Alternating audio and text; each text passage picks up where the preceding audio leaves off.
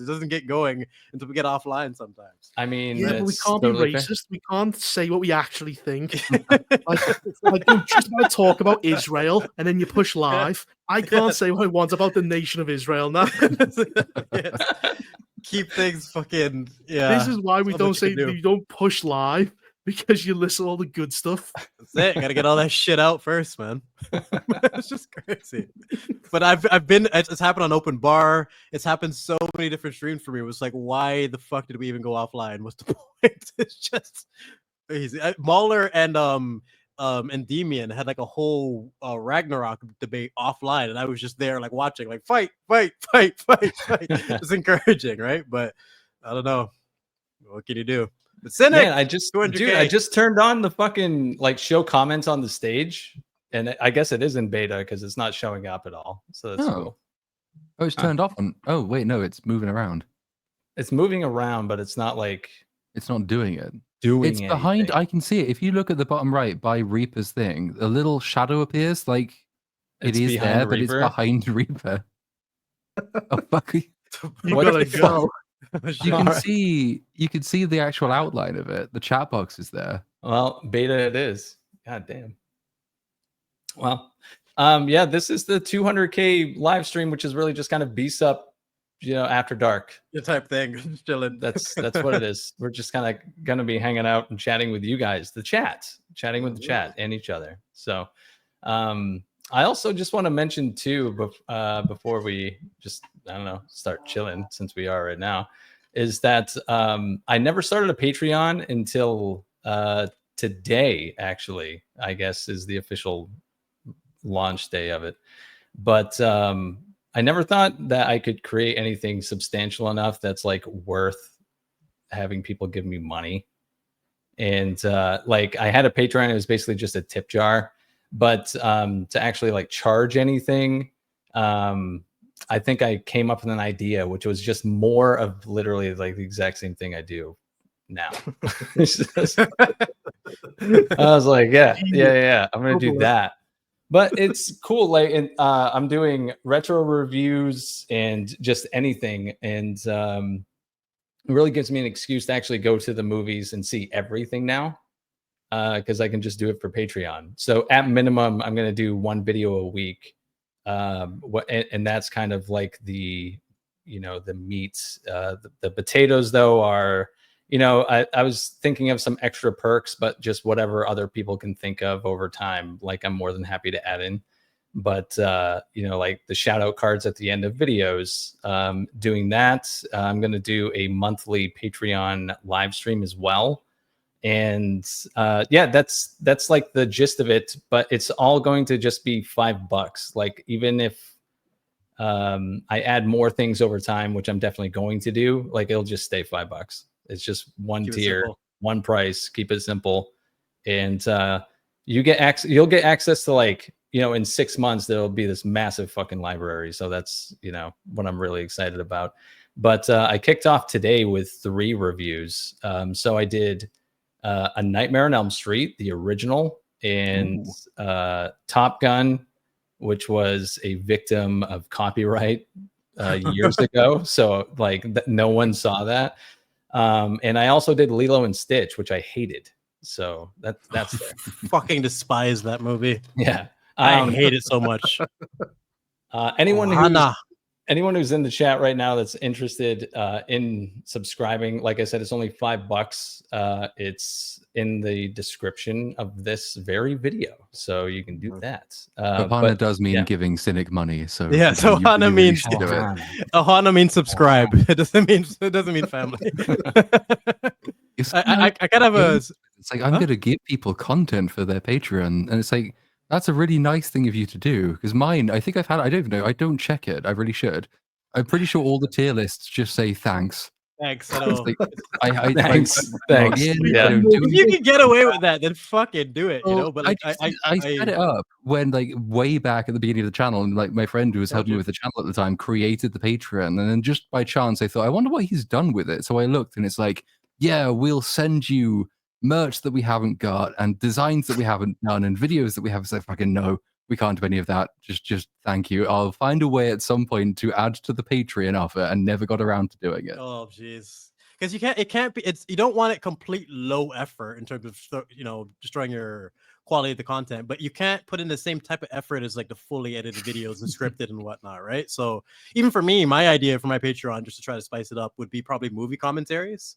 Like Cynic, I'm sit your ass down one of these days. I'm gonna watch The Matrix with you for sure, because I know that's all right, man. Yeah, and I might actually make that as a mission to track people down and get them to watch like their favorite Track them down. Track them down. Track them down, bro.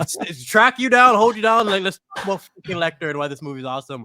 Watch Empire with Platoon or something like that, and just like we got Attack find on Titan. the right people for that type of thing. Yeah, there you go. I can watch the female Titan saga fucking any day. That attack is just that.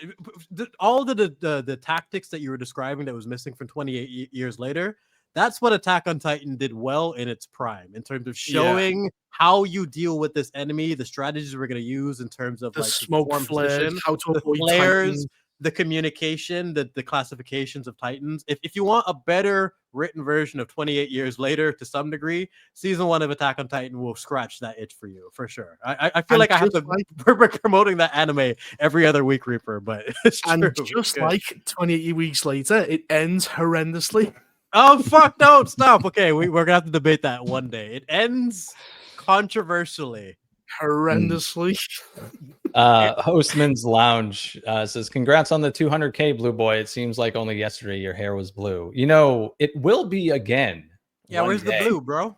There's in the sense that Jesus will rise again one day. Yeah, there's a very good reason my hair is not blue. And it's not just because I'm gun shy about dyeing it again, because of that it burns and it sucks. So it's not supposed to do that. Don't you have to get it? It's over here. If you go to get your hair dyed over here, like you have to have a skin test, and it has to be like 2 months before if you haven't had it done within the last 6 months or something. I don't think it's meant to burn. Maybe you're like allergic to it or something. I was doing it like every 2 weeks for a stretch there to keep it tip top, and that was I thought I was losing my hair. Man.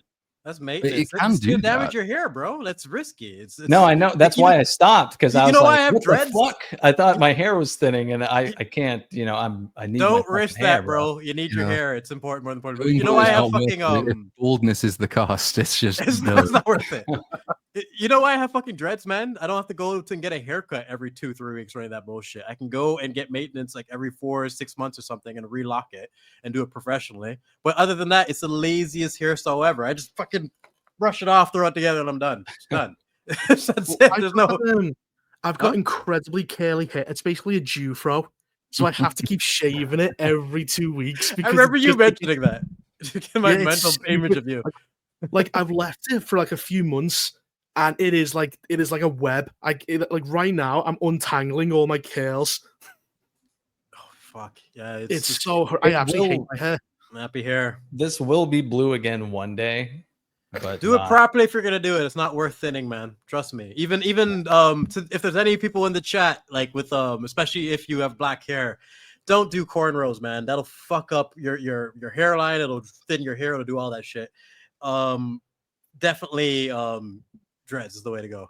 You could invest in a really good high quality blue wig, and then you won't have to dye ever again. That's what someone in chat was suggesting. Yeah. High quality. Yeah. Get My Child says, I remember a stream where I asked Vex if we should tell you the slang terms for natives that we use in Canada. This was before your race transition. What the fuck? Jedi Brooks, please take it away and enlighten him. Who? Enlighten who? Me? Natives in Canada. Slang? Natives in Canada. I don't even. Piece of shit. I didn't even. What are we supposed to say with that? I don't even know. For people who don't live here, it's growing up in Toronto is very different than growing up in like Newfoundland or some other place in Canada or whatnot like that. It's just this place is extremely diverse. You grow up with your classes has every culture you could possibly think of. So like you just get desensitized to all the like it's. I'm so used to diversity. It's something I grew up with. So seeing it shoved into media is like frustrating for me because like what are you trying to do? You know, it should be natural always, and that's one of the benefits of this country is it's supernatural. I thought it was all Indians.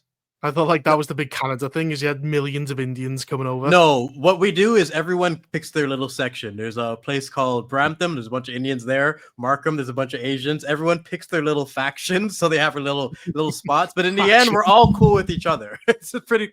Yeah, we're all cool. We've all chose to segregate, and we've all called each other factions. It's pretty much what it's like. It's weird. You can walk a couple streets and like it's a completely in terms of the ethnic. I'll go there, but not there. Yeah, it is pretty strange. Well, everyone. But you get used to everyone. It's extremely. It's what diversity should be in terms of being natural. You get to learn about different cultures from a young age. So it's not a big thing.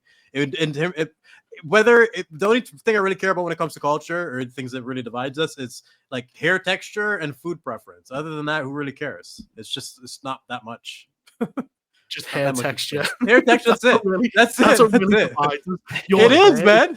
It really is. Bro, look at this shit. It's like vines. You know, it's like living with dreads. I could fucking like strangle someone with these things if I wanted to. All the differences, you chose hair texture. That's it. That's it. That's really one of the biggest things, man. I hate someone if he likes The Last Jedi. I don't think I'll hate someone if he has thin hair.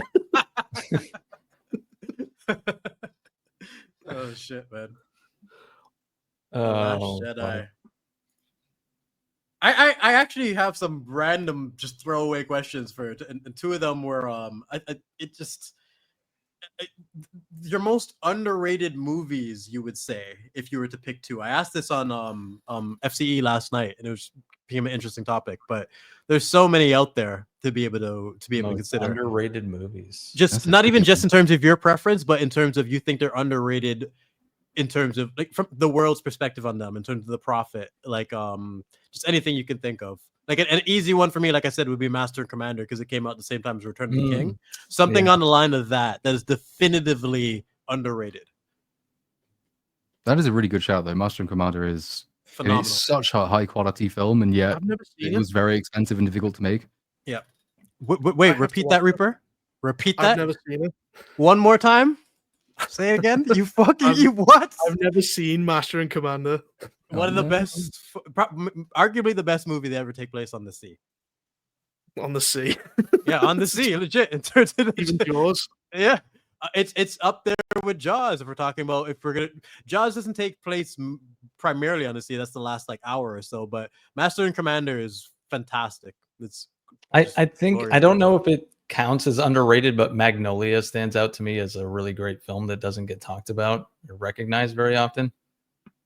I guess unless it's in relation to Tom Cruise, because it's like, you know, if it's brought up of his acting performances, it's one of his best ones ever.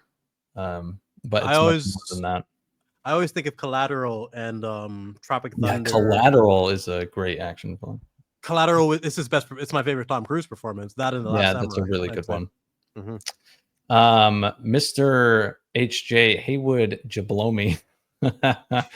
Movie Cynic and Beast Up panel. Happy 200K. Rewatched your videos. Snow White and MCU sucks part 2. Keep up the great work. Well, thank you, sir. Good shit. And part 2, mildly interested in Superman and F1. Speaking of Superman, could we get more promo material with the actors and not just James Gunn's James Gunn? She is from Canada. I'm so tired of that fucker, man. Where is Corn Sweat? Can we get some it's crazy. Did you see the thing as well? I think it came up at Open Bar on Thursday, but the that particularly controversial shot where Superman is flying and it looks goofy as fuck, and James Gunn basically said, "No, that I didn't mean for that to go in. It's not going to be in the film. It looks shit." Oh, jeez. But how does that doesn't happen? I've helped make trailers. You can't just accidentally stick a fully rendered CGI shot in a trailer of your own movie. Especially if you do your own editing, don't you feel like you are responsible and you're aware of every single frame in that video? I can't understand making something as big as a movie and not being aware of every single thing that goes into it. Well, he seems to be very reactive. Remember, Superman blinks when he gets the can thrown at him. They changed it. And then they changed it. He does seem to react to actual criticism, but then pretends like, "Oh no, I didn't mean that." It's like, "Yeah, you did, you twat. You knew. You just reacted badly." I wish he was more humble. Yeah, I didn't mean to. I didn't mean to fuck up. Fucking liar. I love this comment in chat. Just admit we're taking on. If you went, we've listened to Backlash. People think, and we're going to change it. People like that. Sonic did it instantly. Sonic, yes, people would learn from that. And they've now, what did they get? A successful trilogy off of it. You show respect to the fans, we will show respect back. It's a mutual relationship. We have to do both, man. They just don't get I can't believe, like, when someone said Jim Carrey is going to be the best thing in the Sonic movies. That's I never thought we were going to get that, but he actually has like a really good man. It's not telling me that Jim Carrey is the best part of a project. I'll believe that. He's just to this day he's still a fun dude. Dude, he's when you see Sonic 1, he's not fat. He doesn't have the mustache. You're like, oh, this is, and then Sonic looks the original design. You're like, oh, this is going to be terrible. But then the end of it, he looks like Dr. Robotnik. And everyone looks awesome. Ace Ventura, When Nature Calls, to this day is one of my favorite comedies. One of my favorite comedy performances. Your balls are showing. Like all the fucking, all the punchlines. They're so good. His delivery, everything is so good. Yeah. Oh, I just rewatched Eternal Sunshine of the Spotless Mind the other week. It doesn't really hold up very well, in my opinion. Respected it, but I'm like, this isn't for me. A friend of mine made me watch that recently, and I was just like, you know what my big problem was? I watched it when I was like a teenager, so I took it a different way, and I thought that she was a really amazing character, but in reality, she's a brutal character. She's like, he's a pushover and a total pussy. And she just walks all over him and is a giant whore and like cheats on him and, and fucking like drinks all the time and crashes his fucking car. Watching Forrest Gump as an adult after you've had some relationship, Jenny's a fucking cunt, man. Like she's a villain. It's crazy how things can age. When I watched it when I was a teenager, I was like, I want a girl like her, man. Like her. By the way, her. No, not that fucking. Wait till you have age to fucking call this guy, you piece of shit. And so, you know, now at 38, I watch it and I'm like, dude, the first fucking sign, I would have just been out of that door. Forrest wasn't built for detecting red flags, man. He's too soft of a soul. Oh yeah, because I watched Forrest Gump as a kid, I'm like, oh, she's all right, she's fine. All right. You fucking bitch. Hey, Forrest, now that I got fucked by 50 men and I've just been passed around, I'm ready to settle with you. Fucking saggy punani down to her knees. Now here you go, Forrest. Here you go. God, she has to fucking hold it with her arms as she hands it to him. And that's the only experience he'll ever know. Yeah. That's what when he thinks I've got infected pussy, you can have it. Disgusting. It's my infected cunt, Forrest. I give it to you. Infected. Two comments in the chat for you, Reaper, just for a pitch for you to watch the movie. I first watched Master and Commander as a teenager. I thought it was boring. Saw it again later. It's a masterpiece. Master Commander is one of the most historically accurate movies, yet it's still fiction. It's so true.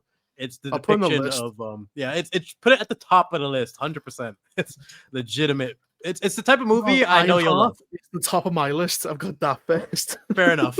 Fair enough. Something crazy going on with Little Platoon's Avatar's eyes. I always been thinking my eyes are currently watching Mario Kart World. That might be why. Sorry. Dude, I was considering, like, I see Platoon's thing just bug out sometimes. I feel like I should take a picture and like have a whole compilation of Platoon's fucked up faces where his eyes are going left and right. I see you do some weird shit, dude. It's supposed to default back like when it loses camera tracking, but it decides it wants to be a spaz before it does that. So it probably needs an upgrade at some point. How are you enjoying Mario Kart World now? I know it's been a couple of weeks since we talked about it. Yeah. It's okay. It's not this. I just won, so I'm happier now. But like, it's I don't know. It's hard to recapture sort of the magic of what they used to be, and it has changed a bunch. Like the meta of course design has obviously changed. Yeah. You have to learn because it's so like long and flat and straight, which means you can't really do too much tricky shifts and stuff like that. But they have replaced it with a bunch of those new like wall running and rail grinding stuff, which those are cool. I haven't got used to yet. I'm still in the it's different so I don't like it phase, but it's entertaining enough. I don't think you can recreate the magic of those iconic eras. Like if they released a brand new Smash tomorrow, will it ever be on par with Melee? You know what I mean? Like, I don't know. This is not worth getting a console for. No. It's just not in this. Like I said, we had this before where we talk about the PlayStation 5, and there's still not that many games out for it. Same with the Xbox. Like, in retrospect, I wanted the console because the last time I went to a midnight release for a console was a lot of fun, and I was like 19, so I was nostalgic for it. So I went out for the midnight release for this. But was it by yourself or did you go with your friends? Man, I'm fucking. Do you think my friends that's are that's the problem. Midnight? The nostalgia is when I went. I did Call of Duty. Was it Black Ops? So I queued up. But the fun is with your mates.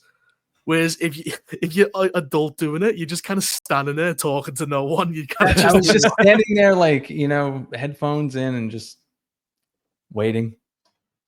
Just waiting quietly, patiently. Yeah. I like the way you went. It's gonna be a fun time. It's just you standing there quietly. It's just me standing there quietly. That could be a fun time, standing in line on your own, hoping no one speaks to you. That's like every time I go out of the house. The only thing interesting about it was watching how incompetent the GameStop employees were at how they decided to set everything up. They wanted everyone to line up, so they wanted everyone to talk to each other and be like, okay, you got number 1. Oh, you got number 38. Okay, I got to find number fucking 7. Like, it was stupid. I don't get the pre-order thing. There's never been a game so anticipated where I'm going to stand in line to be able to play it. Like, never, ever. Well, it fell apart immediately. So they switched it up on the fly. Oh my God. Because they were like, oh, we're going to be here for 5 hours if we do this. So Platoon, have you started prepping for your upcoming 30-hour stream for EFAP 350? Cynic, congrats on 200K, dude. You're my go-to for horror recommends. Hell yeah. I don't know if it's going to go. I mean, it's 24 hours is usually the anniversary length, I think. Crazy. It might go up to 30 if you include the breaks with the stuff on the Moolah channel. So it's going to be fine. I'm just going to get a lot of probably whiskey and a lot of coffee and probably have them both at the same time. What are you talking about? 24 hours? Yeah, EFAP anniversary is 24 hours. Yeah, if you've been on at any point as well, you'll probably get an invite at some stage. But it's I was gonna say it's a funny story. That's actually how me and Cynic met. It's the first time we ever were on the same stream together. Yeah. And motherfucker didn't say anything for 2 hours. And I was gonna make a joke, and I'm like, you know what? Maybe I should just ruin my first impression by making a joke now, because what do you think, Cynic? Or some shit. Maybe that shouldn't be our first interaction, but good thing I kept my mouth shut. We're cool now. We're cool. We're shut up. Oh shit. Shut the fuck up. Don't call that out. It'll be good. I think by the time the anniversary comes around, there might actually be another Switch 2 game to play. There might even be Donkey Kong is coming out in July, so there's that. There's a few weeks. Eject a Curtain says, serious food question, Mexican or Italian? That is a serious question. Italian. Mexican. Anyone who says Mexican is wrong. You're selling out your culture. I thought you were going to say anyone who's Mexican is Mexican. Spice and lime and flavor. Italian is fantastic too, but I do love my Mexican. Reaper, settle this. We don't get Mexican here. We get Chinese or Indian. Poor bastard. And they're both horrendous. Well, Platoon, on the lines of that, your preference, bourbon, scotch, or rye? Scotch. Bourbon isn't whiskey. It's a lie peddled by Americans. Get the fuck out of here.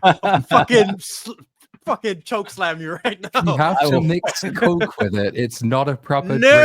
No. You got to mix scotch so you don't get fucking raped by the peat. Bourbon is delicious on its own. All right? Dang. That's how it works. What the... Raped by the peat. Have I played Xenoblade Chronicles Definitive Edition? I have not. How dare you? I've not played any Xenoblade Chronicles. Blasphemy. Yes, I'm with the chat. Bourbon slander. Get him. Finish this man. Hostman says Platoon about to turn into tweet from South Park for the anniversary. That'll be probably the first 5 hours of it. By the end of it, I'm going to be something else entirely, and I don't think it's going to be alive. But I think EFAP endurance is something you have to build up over time. 100%. My first time on that podcast was 10.5 hours. I will never forget being at hour 6 and starting to just hallucinate and just completely it's so so tricky to be able to have that hyper focus for that long. One You EFAP get a is like condition anymore. more than I work in like. Oh, this fuck! I know it's crazy. It's fucking like 3 months for Cynic, man. But I will say that motherfucker Mahler, I don't think he even took a piss break during that. Not even a mute. Like his What the is, fuck? yeah, his endurance is crazy. inhuman for analysis. It's for sure. He Like, must be like nuts. he must glue to the chair. He probably has a hole in the chair to shit in. He's got a catheter. He's got a catheter and like all sorts of shit set up. There's no way you can have that type of conditioning. He probably never gets out of his seat. He probably fused to the actual couch. There's more chair than man. I tend to More picture it chair more than like, man you know, now. the World of Warcraft episode of South Park when Cartman needs a Oh. shit and just summons Oh, his yeah. mother. It shits up his arm. What do we think of Return of the Jedi? A Tale of Two Films, kind of like good 28 movie. years later. 28 years later, it's the same thing. Tale of Two Films. Although you had a more emotional payoff in Return of the Jedi, and it was actually earned. One of the best emotional payoffs ever. One of the best uses of a soundtrack ever. One of the most significant character moments ever in terms of like trying to threaten Leia and like perhaps she will. Like I feel like everyone who is a man inside like rose up in that moment and would have fucked up Vader too, just like Luke did. Like you fucking stay away from my sister. It's half phenomenal. of it, half of it is a worthy successor to Empire Strikes Back, and the other half is written by George Lucas. Yeah, the other half has Ewoks and certain teddy bears. For one thing, Wookiees would have been so much cooler. It's the easiest fix in the world. And Make the Wookiees not Ewoks. Chewbacca has more like he can represent his people and actually have like a family or something. Yeah, give him more to work with. Because I do like that C-3PO is considered like a god, so we have some idea as to why they are working with them. And I do like that some of the Ewoks get killed. They aren't just plot armor filled. Like there is some sacrifice. You could have had all those payoffs. The Ewok is holding the dead body of another Ewok. It's going, oh no! The yub nub. It's just a bunch of teddy bears just murdering each other. It's fuck. It's got the best space battle though. I do like I don't like that Han Solo literally he's not even in the Millennium Falcon for the entire movie and he just fucking doesn't give a fuck either about that movie. I think I liked Leia the most in that movie. I really did like her on Endor. But I don't know. But it's like when you turned it around, goes, there's another Death Star. I'm like, fucking hell, couldn't you have just give them like a big flagship or something? Yeah, well, they already had the Superstar Destroyer set up from Empire, but I think the original plan, or one of the early drafts, it's not that there's just another Death Star, it's that there are 2 additional Death Stars. And they decided against that and just went for the one. And it's fine, and it's it's bigger. I don't necessarily mind it so much, although it is a little bit unimaginative, and it is kind of reminding you of what like The Force Awakens will do many decades later, when it's the same but bigger and worse. It's redeemed by everything that happens on it, but as a concept, just reintroducing it is a bit lame. And everything with Luke at the beginning, that whole thing, I can't remember all the details to break it down, but a lot of it doesn't make any sense. You give it a pass because for me it's one of my favorite introduction scenes ever. I remember watching we had the VHS shelf as a kid and just watching all the movies and seeing the Star Wars special edition at the top and eventually deciding to watch it one day, and I binged it in the basement as a little kid and seeing Luke go from a farm boy to walking in choking out the fucking Grimorian Jabba's palace. Yeah, Jabba's palace. Like this is, I couldn't believe it was like the coolest thing I'd ever seen. Him walking in with the dark robe and like the character. It was the first trilogy I ever watched, my introduction to sci-fi almost, and one of the first really cool character arcs I'd ever seen. So it's Luke strange was like though, really, yeah. When Luke kills the Rancor, for some reason they have his pet owner get really upset, and I was like, "Oh, that's so sad." Weird. Well, I think they should delete that scene. It almost made me feel sad. I was like, "Is Luke the bad guy?" I know. Are we the baddies? Like, what's going on here? I honestly think that as much as I like his acting in that moment, I almost think that's a scene they should cut because it makes Luke feel like a prick. Like, why'd you do that? Yeah. I mean, he's totally justified, but like, why make us feel bad for doing the right thing? Remove that shot. Well, it's one of those things that Lucas thinks is just funny. There's so many of those things. It's just, why is that shot there? Well, George, yeah, he's fat, and that's funny. Fat people are funny. My first time seeing CGI as well. The stupid like James Brown alien dude who's singing. Like, if you remember that scene. He's better than the thing they replaced him with in the special editions. That's what I'm that's what I'm Oh. referring to. The CGI. That was I think that's the first time I ever saw CGI on screen. I hated it from the first time I ever saw it. I'm like, what is that? Well, you had it fit in with anything. You had the Twi'lek woman and the tit slip. You could see a bit of a tit as she gets pulled down into the cage. And you watched that movie very closely. Too many times. My favorite. But it's what's that Family Guy scene? He goes, "Let's get a compilation of all of our side boobs." That's all it's. But that's the type of thing of you replace that with fucking annoying brown alien. Oh, what was you thinking?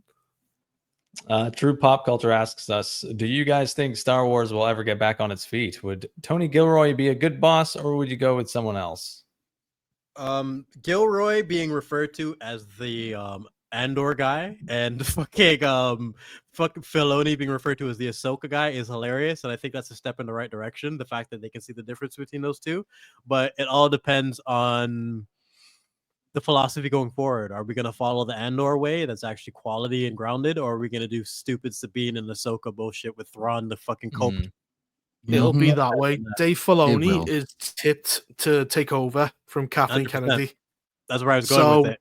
Less Tony Gilroy, more Dave Filoni. Woo! Always two there are, a master and an apprentice. Can we see your kitties? Shit. If they want to come in here, I'll open the door. I'll try to summon one. I'll see if I can. If I open the door, they'll probably scoot in there. Why does Dave Filoni wear a cowboy hat and then he's got a lisp? He's like, because he has no personality. Why does he do that? And he thinks that's a sub. Because if you've ever heard him interviewed, he always sounds like he's stoned. And he just has has a big fucking cat, bro. He's so fat, man. Big chungus. How heavy is he? How many pounds? He's fucking fat. I don't even know. He's a fatty. He needs to do some exercise. He needs Ozempic, bro. Someone asked for cats. I summoned him. There you go. But I was going to say, Filoni, it's totally a replacement for personality. That stupid hat. He needs a thing. Just like Kevin Feige would he would literally like turn to dust if he didn't have that stupid hat. Like it's his thing. Turn to dust. He would just fucking die. Like he'd implode, have a seizure or something. Needs it. I hold my cats the exact same way. Yeah. All sorts of ways, man. It's like, are they like sharks and that they just sort of become docile and hypnotized if you turn them upside down? Yeah, they just melt into your arms. Have you tried that thing where you drop a cat from upside down and it'll go the your right ass. way up? You bet. That's my whole childhood. My whole childhood was flinging cats and watching movies. Like, trust me. Trust me, man. If once they land on their feet, they're really amazing. But when you fling them to the point that they don't, you feel bad and you'll never want to do it again. You mean you've destroyed their sense of balance? Yeah, you fucking you just fucking wrecked them. Fling them. God.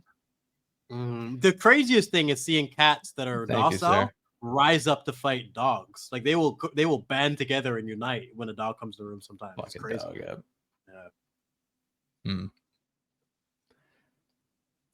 Filoni's still searching for the location of Ram Ranch. I can't believe he made zombie stormtroopers and they were shit. No Jedi cut the arms off or anything. Bro, I was crying.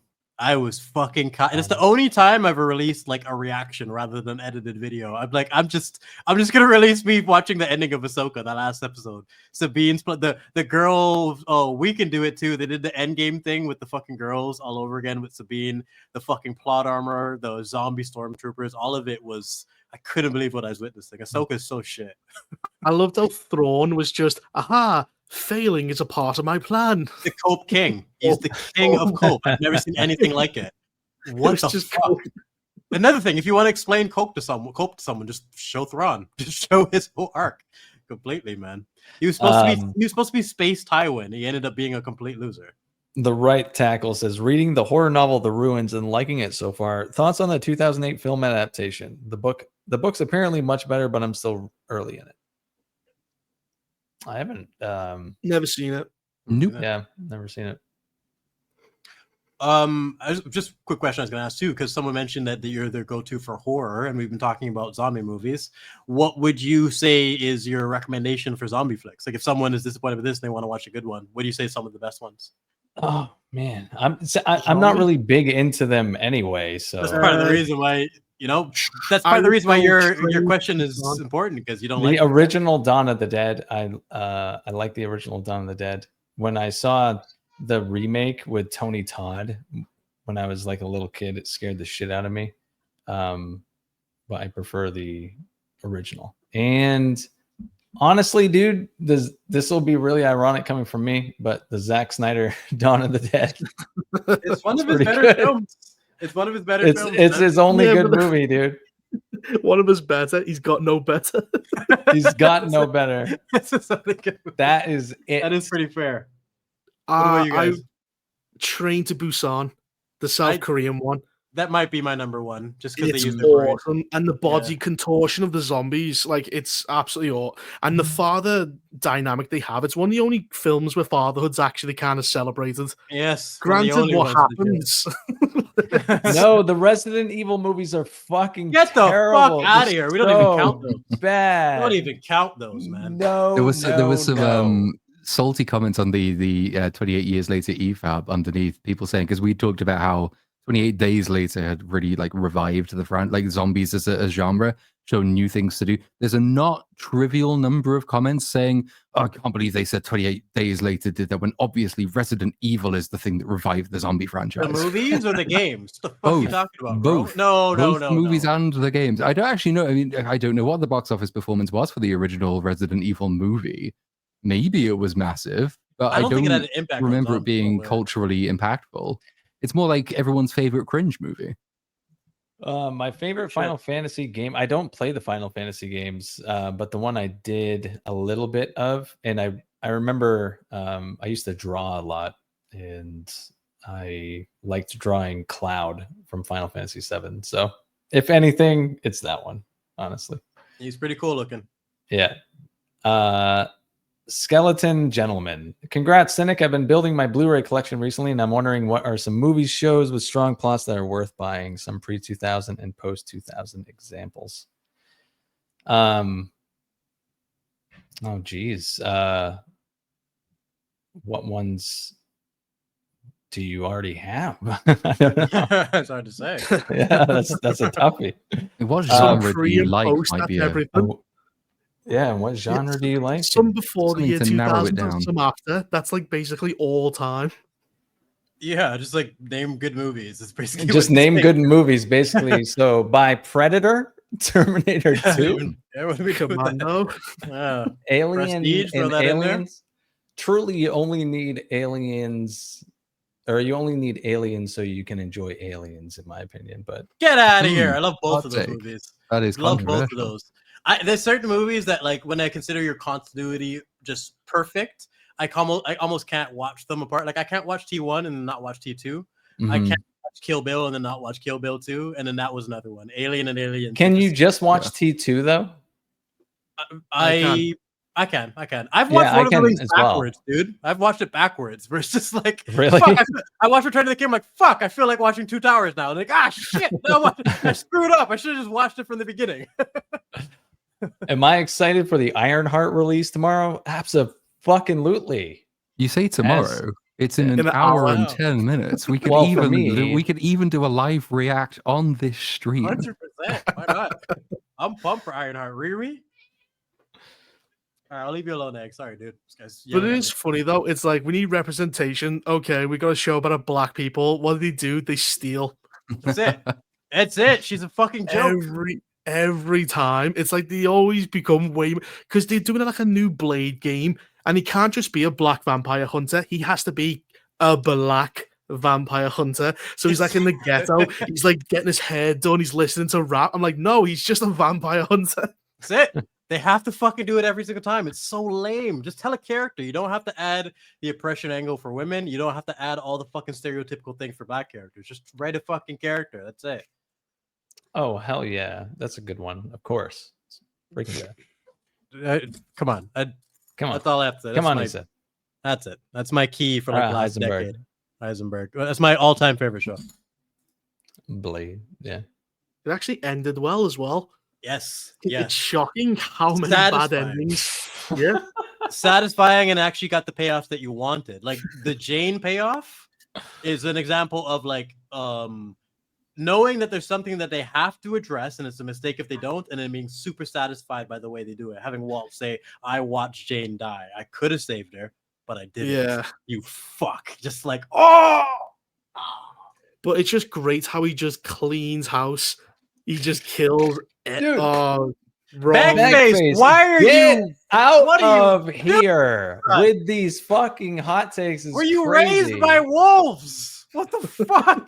To be fair, I mean, he spent all of his life chained in your basement with no sunlight or access to the outside world. It's understandable he's gone a little bit mad.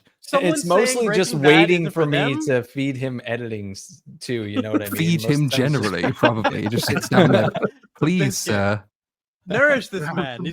I'm sorry, Backface. I'm okay with terrible takes, but that is like to say it's to say it's not for you or whatever, but like to say it's overrated, I just know it's one of the best shows ever made, and it's very difficult to have quality maintained over 5 seasons. I've only seen it once, Breaking Bad. It's a damn fine show. I remember going into season 4 of Game of Thrones being like, I don't know, man. I know shows. This is when it's really hard to maintain quality over season. And I was blown away by that season being one of the best. Yeah. But it still happens eventually. I was 1 season off. They can be made, like some shows can be made in some people find that some shows can be made intolerable by the attitude of the fans of that show. Like Rick and Morty, I think, went through that particular thing. It's like, it is pretty good, but the fans for a time were just insufferable. And like they kind of, if you don't understand this, is because you're just not as intelligent as we are. Like you need to be clever to understand. It's like fans can make something hateable, even if the thing itself is still quite good. Breaking Bad, I wasn't online or paying attention to when it was out, so I don't really get that impression from the fans. But maybe that's another one of those examples. It's like Lord of the Rings fans. It speaks for itself. They don't have to convince you that it's good. That's actually a great example. A lot of people do. Nobody tried to pitch Breaking Bad and like to try to overplay. They basically just said consistently that it's one of the best shows on TV and you have to watch it. I remember specifically, I was on the couch with my dad and a random episode of Breaking Bad came up. And I'm like, if this show is as good as everyone says, I should be able to be intrigued by the most random episode ever. And I was hooked off of what I saw just instantly. So yeah. What is that? So this is for the chat there. They asked if I've ever seen Godzilla versus Space Godzilla, which fuck yeah, I have. And why wouldn't I? What do you mean? And this is him, in case you guys haven't seen him, which you haven't clearly. You know, the new Godzilla versus Kong is called Godzilla Supernova. Is Space Godzilla going to be in it? Probably.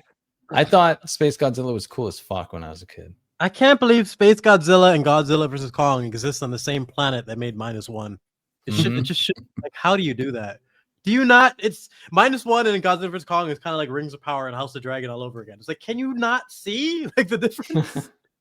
But there's a charm to the older ones, right? Like the old Toho ones with like the original Space Godzilla. It's such a wacky out there idea, but I mean, I've not seen it. I imagine they do some like slightly fun or intelligent things with it because it is such a wacky concept and they were obviously into it back then.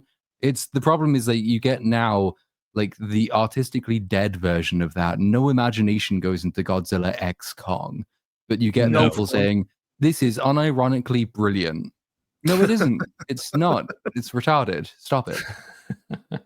Well, if you watched any of the if you watch Godzilla versus Space Godzilla, you might walk away saying, wow, that was retarded. Maybe. But I might also be more inclined to forgive it because it's old and Japanese, presumably. So like there's certain movies in terms of the premise, like and retarded. Like there's certain movies you go into it initially from the premise or even the title and know, okay, we're here just to fuck around. Like Jason X is an example of that. Jason Goes to Space. Nobody went into that ready to take it seriously. We're just fucking around. And sometimes it's good to be able to like, have that set up beforehand. But with the Godzilla movies, even if it's a joke, they can't just be self-aware. They have to treat it like it's super serious. I can't stand it. It's so. It's like Fast and Furious went to space, but still tries to be like a somewhat serious action movie. Stop being serious. They went to space in number 9. And Chinese people had to pick them up in a satellite. They make a car that can go to space. And I can't remember the characters, the two black guys, they're in there and they're chatting and they're waving at the Chinese people in the space station. Are you fucking? I thought I've heard that like as a meme randomly. I didn't know that was a real thing. I always joked, what if that's the only place stuff they have to do? Family in space. Like, what are they gonna do? But you're telling me it's already happened. They went to space. Wow. True. Yeah. Holy shit. Holy shit. Everyone goes to space eventually, dude. It's the final frontier. Did Chucky go to space? I don't even know. Oh, I guess Chucky didn't go to space. No, Yeah. Not yet. Yeah, there's always time. There's time. Yeah. Jason went to space. Yep. Jason. Michael Myers didn't go to space, but Michael Myers and Jason are very similar, so it's almost like by one remove, Michael Myers went to space. Yeah. Michael Myers did have like the worst movie out of any of them, though, so he has that under his belt. Minimum. He's got one of the best originals. I think the Friday the 13th franchise is easily one of the most underrated. It's like it arguably doesn't have a good movie. The best Jason movie is Freddy vs. Jason. Like I really feel that. You know, when that first came out, that movie was criticized for its writing, as saying that it's like really poor, and you know that it's the characters are constantly just sitting there figuring things out because the plot needs them to. That movie was they'll just like stay what they need. Yeah, I know, but isn't it like well, I don't know. I'm genuinely asking. In this community, isn't it like praised as a well-written movie, like shockingly good? Not well-written, but that's why I say as well-written as it could have been for its premise. They actually made effort into certain things to connect the dots. So it's like it's respectable and entertaining. It's more like it's surprisingly enjoyable, and actually it does a bit to earn its jokes, because it's a very jokey, gimmicky movie. Yeah, it's not like a serious thing, but like when you actually look at why those things work, the plot kind of sometimes hangs together. It understands like how to set up a comedic beat as opposed to just a succession of completely random things happening at once. I wouldn't ever call it like a brilliantly well-written film, but like as a simple like piece of entertainment, it kind of does a job. Our beef with 28 years later is that like, man, you guys could have told us anything to set this up, but you did nothing. Freddy vs. Jason does a lot. There's a lot of situations where like they actually put effort into making things logical. Like the idea that everyone forgot Freddy, so he's resurrecting Jason to send him to the same street to create that element because he needs the fear for him to be able to come back. But then Jason just goes nuts and won't stop fucking killing, and he screws it up. So Freddy's like, fuck you. And ends up stealing one of his kills. So the beef between them is actually kind of fun to see. Like, you fuck, she's mine. Like that fucking one when he's all ready to get his first kill in like years, and then Jason steals it. That would piss me off too, right? So I think it was way more fun than it ever had any business being. It's better than Alien versus Predator. That's the biggest thing I could say. Oh yeah, it definitely was better than that. And I think the reason why what worked for the writing of that movie is all luck, because it was rewritten, I think something like 24 times. Like they financed like 24 different scripts, and that was the through line of each. Like eventually it got to a point where it's like that was smoothed out enough where it's like that is definitely what's happening in this fucking movie. Wow. So even though like, you know, probably 12 different people wrote a script for it, by the time it got to the hands of the final person, like that was pretty solid. So it's probably why that movie actually was well written, was because it was written like 24 times, but not rewritten. You know what I mean? Like someone didn't take one script and work on it and then hand it off and then work on it. Definitely. It was just a new script every time with the same concept. I think the biggest difference too is Freddy vs. Jason had so much more respect for Freddy and Jason and their fans than the Predator and Xenomorph fans. I feel like you probably would be frustrated if you're a fan of either franchise, where I feel like whether you're a fan of Freddy or Jason or both, you came out of that movie satisfied. They had a lot of respect for both of them. Their fight at the end was like, that's the way you got to do it. Just bloodbath. Nobody truly wins. Ash was supposed to be in that movie. Yep. Bit too much. Calm down, bro. Probably, how do you fit him in that? They did a comic book, but they do a comic book of everything. So I think they're doing like Godzilla versus Superman or something. Calm down. Calm down. Calm down. It's different. But yeah, you mentioned like Train to Busan for like favorite zombie movies, but what about, since we're on the topic, what's your straight up favorite horror movie? You'd say Halloween. The first the one? Original. Yeah. It is a classic. What about you guys? I prefer more thrillers, but if we're going strictly horror, I'd like Friday the 13th. That scene where he goes through the wall and the wall bends as Freddy's coming forward is just awesome. Wait, which one? Yeah, what? Freddy versus Jason? No, Friday the 13th. No, Friday the 13th. Freddy. What's the Nightmare on Elm Street? Why the fuck did I say that? Okay. Completely Took us different a movie. holy shit. No, I said the wrong because I don't know. I lost track. We got there eventually. Nightmare on Elm Street, where the woman's in the bed and he goes and the wall starts to like move as he starts to come towards her, and then she's getting ripped on the ceiling. He's just cutting her to pieces. Mm. That was just awesome how it's done. Oh yeah, that's a pretty good scene. And it's no CGI. Again, it's like Jaws. There's no CGI, yet it looks a million times better. Just got the effort put into it. I think I'd have to pick The Descent and the Blair Witch Project. I hate the Blair Witch Project. Get the Really? fuck out of here. What? I fucking hate What? that movie. Why? I've never seen it. What? Well, I don't know because which you one's have more to. shocking. I saw it when it came out in theaters, so that's my relationship with the film. And it was like a disappointing, just like, what the fuck did I just pay to see as like a 12-year-old? Be like, oh, I just like spent all my fucking, What? I had my sister come to me because you can't do this nowadays. Because I have the type of troll sister that would go with the meme and try to scare her little brother and say this actually happened. So I'm like, get the fuck out of here, no way. So I watched. You could never do thinking that it was anymore. real. That's what I mean. You can't do that anymore. So it was a special thing in terms of the marketing. I say Black Panther, Barbie, and the Blair Witch Project are the best marketing I've ever seen for movies, and that was one of the times you can actually get away with that. And I just remember being so immersed, and just the simplicity of it was super effective. The idea of waking up and having your friend missing, the idea of walking all fucking day and realizing you're in the same spot, that shit fucks with your head. I don't know. I just thought it was exactly what it was, which was an amateur film.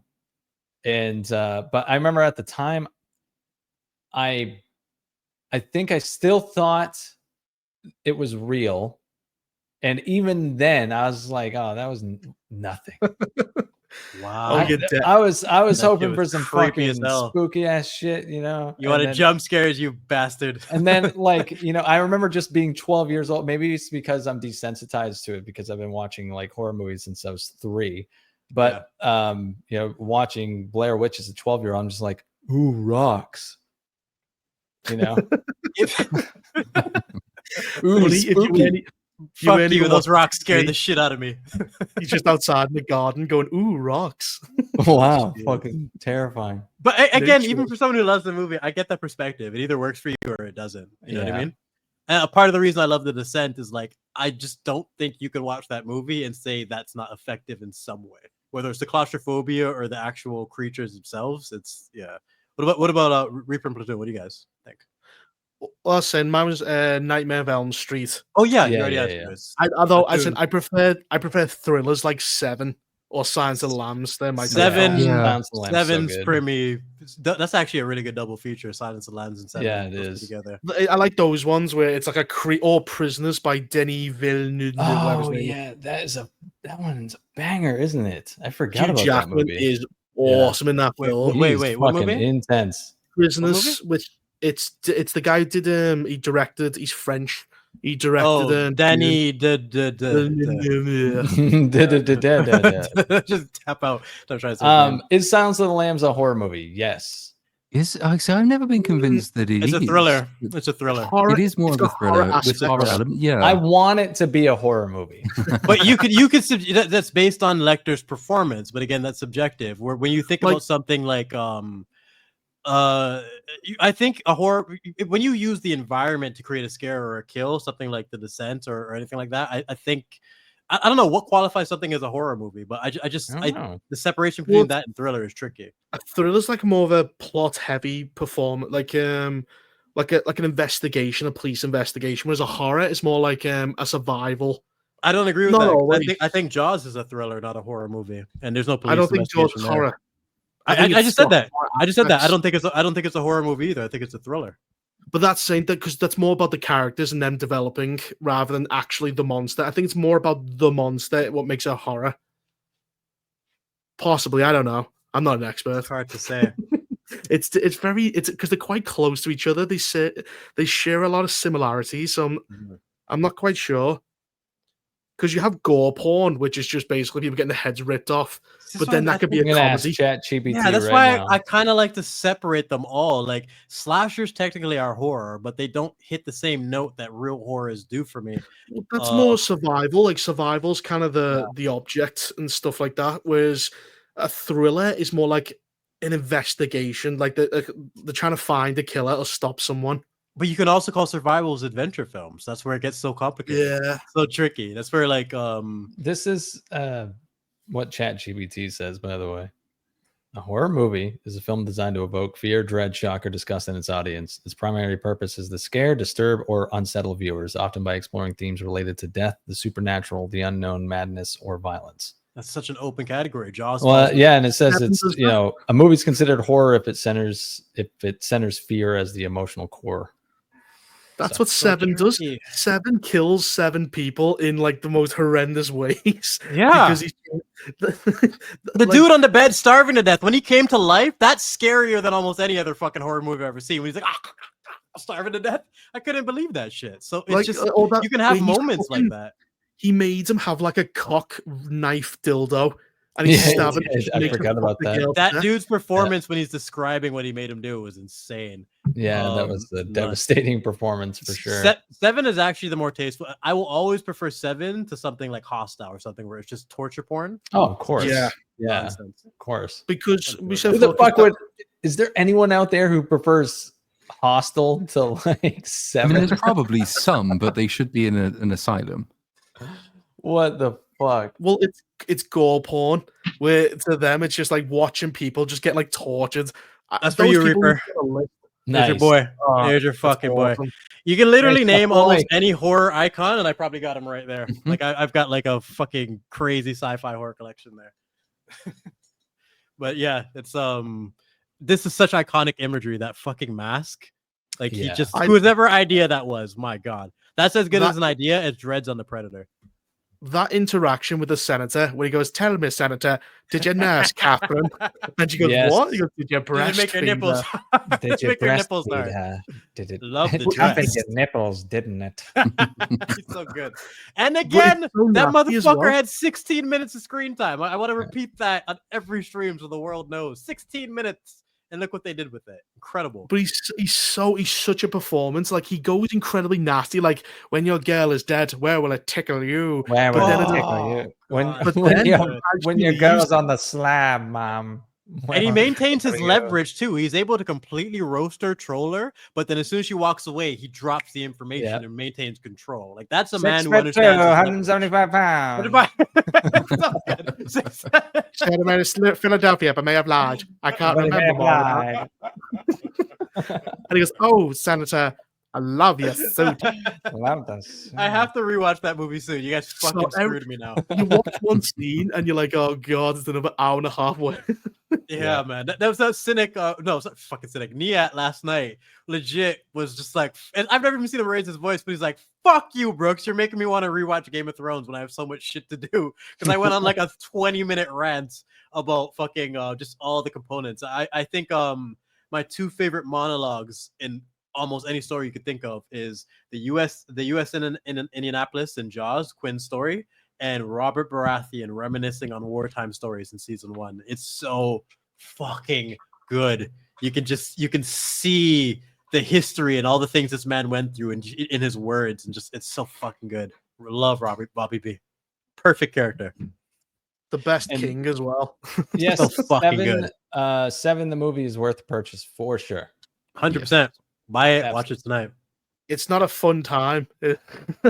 Yeah, it's not great. like a fun... it's one of the best examples of a bad ending or a sad ending or how do you want to describe it? No, like a sad or horrific ending, but it's fitting. It works really, really well. Yeah. I love that ending. Well, you can't have a happy ending. An interview doing the rounds from Brad Pitt. I think it came up on George the Giant Slayer stream on Sunday, where he was talking about apparently he had it written into his contract when he read the script that the ending was not allowed to be changed. If he was signing on, that is the ending. It would have to be the ending. They weren't allowed to change it. My dude, you just made me a bigger Brad Pitt fan. It just takes 2 seconds like that. I like that so much. Like this is why I'm here. I will do whatever you want. But that ending, it doesn't. I actually really like Brad Pitt as an actor, and you just fucking like put him up on another pedestal for me. I love that quote. It works at the time because he was a bigger star than the studio was, because it was New Line, wasn't it, that did Seven, and New Line had this was New Line before the Lord of the Rings, so New Line had done a couple of reasonably well-known things, but it wasn't a huge, massive player. Brad Pitt was the kind of person they were lucky to get, so he had the power over the studio in that situation to be able to say no on condition that the condition of me signing up is that this is how the script is going to be.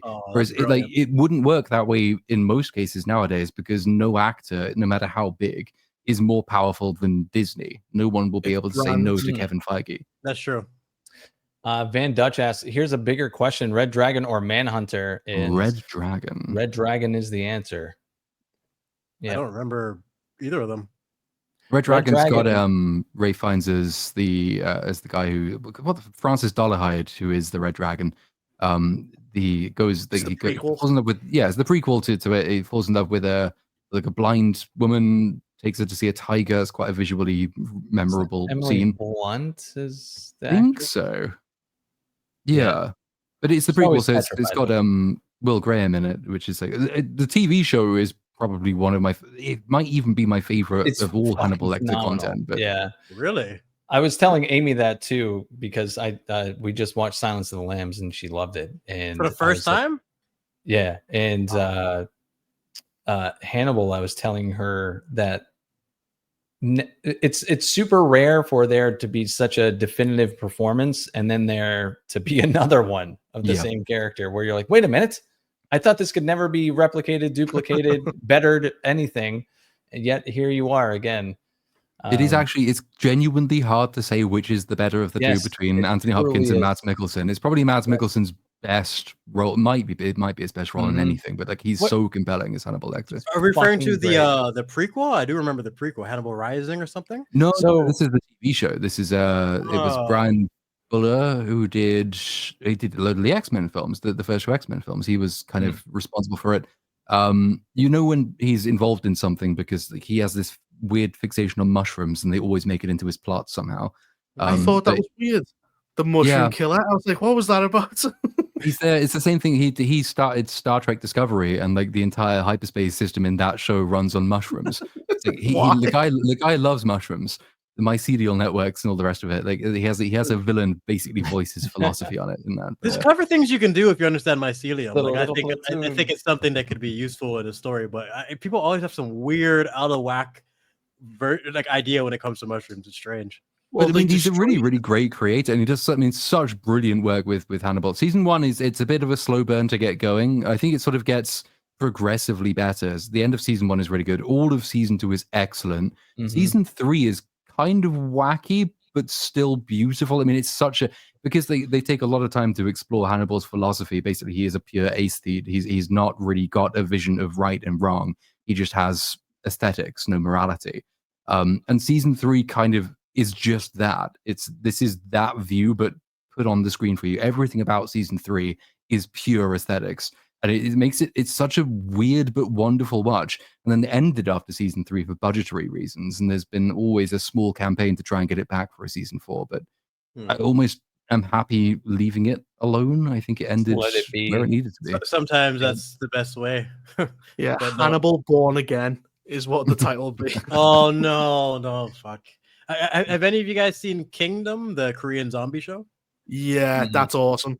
Oh, okay, all right, that's all I need. I've got like three recommendations in a row. Sorry. The problem is it kind of ends and like on a cliffhanger, but there's no sequel, no nothing. It's kind of got wrapped up in some like problems. So like all these like very larger mysteries don't go anywhere. Because it's kind of just been stuck in, but it ends satisfyingly enough. Can you kind of headcanon the rest and just deal with it? Yeah. Like it doesn't have like a bad ending. It's like it sets up a season 3 and then you don't get it. That always kind of sucks. Yeah, it's like what's that? Ash vs Evil Dead, where he's about to go into the wasteland and it just the show got cancelled. Oh, that's fucking bullshit. Intent Matters says, you guys are much more entertaining than those B-Sup losers. What do you hate more? When those untalented hacks ruin something you loved, like Game of Thrones, or when they fail to properly adapt great works? Rings of Power. That's an easy answer. Rings of Power was hilarious and entertaining, and we all made money off of it and had a bunch of fun. Game of Thrones is like a tragedy to this day. That you can do it to go boom, and I can rant for like the next 6 hours about how much I hate season 8 of Game of Thrones. There's a significant difference in like the amount of time sunk into it. So if somebody badly adapts a thing, you can tell basically from the first scene. You aren't wasting time on it. Rings of Power is awful from minute 1. And if you don't want to watch it, you don't have to. Whereas if you ruin something you really love, Game of Thrones is probably the best example, but Star Wars is sort of inching up that. The amount of time you sink in and invest only for it all to be rendered fucking pointless. Almost a decade. Fucking pointless. Absolute bullshit. Waiting 2 years for seasons to come out, patiently waiting, ready to get our fix, and we get nothing. Did they do a shitty Clarice Starling show? Oh yeah, they couldn't use Hannibal Lecter, so it's just no or the name or anything. You couldn't call him Hannibal. They couldn't use the character. So it's just without him. It's a really shit. I think it's Alex Kurtzman. I think it's him. And like they just went, we don't have the rights, so it's just everyone calls him that man. This is how you get Madam Web, dude. Yeah, and one season, and no one watched it. It was shit. Oh god. I mean, it's possible to do because Red Dragon. I'm trying to remember. Red Dragon, Hannibal's. I think is he even in a scene? He's in the book at least. In Red Dragon. In Red Dragon, he's not. Oh, he's in many scenes in Red Dragon because they were able to get Anthony Hopkins back. Yeah, I might be thinking because in the book he's almost there exclusively in letters that he sends to Will Graham. But like the entire story is Will Graham's story, and it's Francis Dollar Will visits him in Red Dragon. Yeah, that's the one. Yeah. Is that the one when he gets arrested? He actually finds out. Yes. Will arrests him at the beginning of the movie. Yeah. But it's a really interesting way of doing it because Hannibal Lecter is what you associate with these movies, and yet he is always he spends the vast majority of his time off screen. He moves things without being there. He moves it via what he says to other people. So he has very little screen time for a character of his importance. I just love that ending on Santa Lambs where he goes, "I'm having an old friend over for dinner." Such a good line. The fucking asshole, fucking mentally ill guy. But they set that up so well. It's like he is the villain, but you've set up their drama so well that I'm totally down for him winning and escaping in the end and actually getting that revenge. It just works, you know. Goddamn good movie. One of the things in T2, the guard that Sarah beats with a nightstick to escape, they made sure to show that he's a prick beforehand by having him lick Sarah when she's in the catatonic state. So it's like, okay, this guy's a creeper. But you got to set those things up beforehand, so it's not like, oh shit, we don't feel bad that she gets his face bashed in. What I really boss when she sees Arnie for the first time and she kind of falls over trying to get away from him. Fucking love and that she's scene. Just terrified, and he just grabs the orderlies and throws them in the window, chucks her through the window and everything. Man, that's my favorite escape scene of all time. I think Sarah Connor escaping the thing, just because it's so well choreographed and it's so believable in terms of the tactics she took. And I love the amount of power she has and the control and nobody move, get down, get on the floor, rack, and she's got everything down to a T. Breaks the fucking key, she's dominating, and then literally gets sent to her knees at the side of the Terminator. It's such an effective scene. All that she's willing to sprint back to the people that she just dominated and escaped to get away from this thing. Well, he goes, he's gonna kill us all, and he just doesn't. He goes, come with me if you want to live. Come with me if you want to live. It's so fucking good, man. It was so the way they could put comedy in it, as we said before, is when he goes, you can't kill him. Why? Because you can't. Why? Those are my favorite scenes in T2. The John and T800 interact. Yeah. The whole scene where he's like, where he gets the two guys, and he's just like, deal with this guy for me. And Arnie almost pulls up the gun and blows his fucking head off.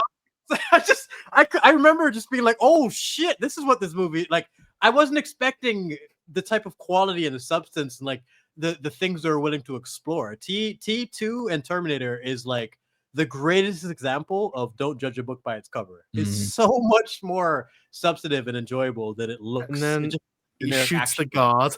He shoots him in the knees. He goes, He'll live. I said don't kill him. He'll live. He'll live. The bbest part of that scene is the business is ours or 6. Yeah, yeah. Oh, He's God, like, you brought me, you bastard! You fucking bitch, you shot me. His it's performance fucking is so good. awesome. So good, man. What the hell did you do that for? Because you told me to. But I said, though, the Fucking action scenes are just, they've never really been topped, where he's just on the truck and it's shooting the T-1000 through the window. Right in the face. Right up and then pops up. Right in the fucking face. ship, It's everything. fantastic. And then he crashes the truck, he freezes, he comes out, and he starts like falling apart. He starts breaking. And he goes, Hasta "Ah!" la vista, baby. It's But all it's so so- fucking good, man. It's so good. Like you have a moment of relief, and then the puddles start forming again. Oh, it's just so good. They even have a little setup the first time the T-1000 and Arnold fight, where he's looking at a mannequin and he's just like, "What the fuck?" He's kind of confused because you don't know Looks it like yet, him. but it's the liquid metal. It's like what? Yeah. It's like that's a good joke. It just works, man. It's none of this forced bullshit. None of this And it's something that MCU humor works crap. on second watching because you don't understand it, kind of. And you're like, oh yeah. Exactly. And that's But what I what- mean by good writing should get better on rewatch because you can see all the Context. components that led into it. Yeah. But it's like even the bit though where fucking he's just fighting him at the end. I love the fact that when he's slamming Army's head, because they don't act because they're robots, they don't react. They just have blank expressions as he's twatting them with a fucking pipe. I think so good. a lot of people try to say he only worked for that because he can't act and he's robotic. I think that's horseshit. I think Arnie did a great job in T2. I really, does that really think he's kind of underrated smile. as an actor. Great as well. Yeah. He goes, "Can you smile?" And he does that kind of weird kind of. Donkey smile, dude. Yeah. Before he moved to Avatar, though, he did have True Lies. So there's that. That's a really good movie. I have You guys And the come out Abyss. with that one? And the Abyss. Yeah. True Lies is that's an underrated movie right there. That True is Lies. one. Yeah. Well, my go-to picks are District 9 and Master and Commander. I always think those are just supremely underrated. Oh, District 9, the ending. I'm like, are we ever gonna get a sequel? Christopher Johnson's revenge. I was just talking about this. Like, how do you set it up in such a perfect way and then not give us that? It's one of my favorite endings to a movie in terms of not knowing what's going to happen and being fully immersed in the stakes and whatnot. I just fucking adore that movie. But my favorite alien movie, one of my favorite sci-fis. It's just amazing. Two Wives. Two Wives. I did hear that at first That's too. a banger movie. Bro. Two Wives. It's a dream. Good one. Triple Holy X. shit. Well, if you want to utilize polls, we've been doing a lot of horror stuff. Maybe there's something like they can chat and vote on in terms of like horror movies or something like that. Many things you can do. Let me start a poll. Well, Last Jedi. Yeah, that's my number one horror movie right there. Watching Luke drink the milk. Oh God.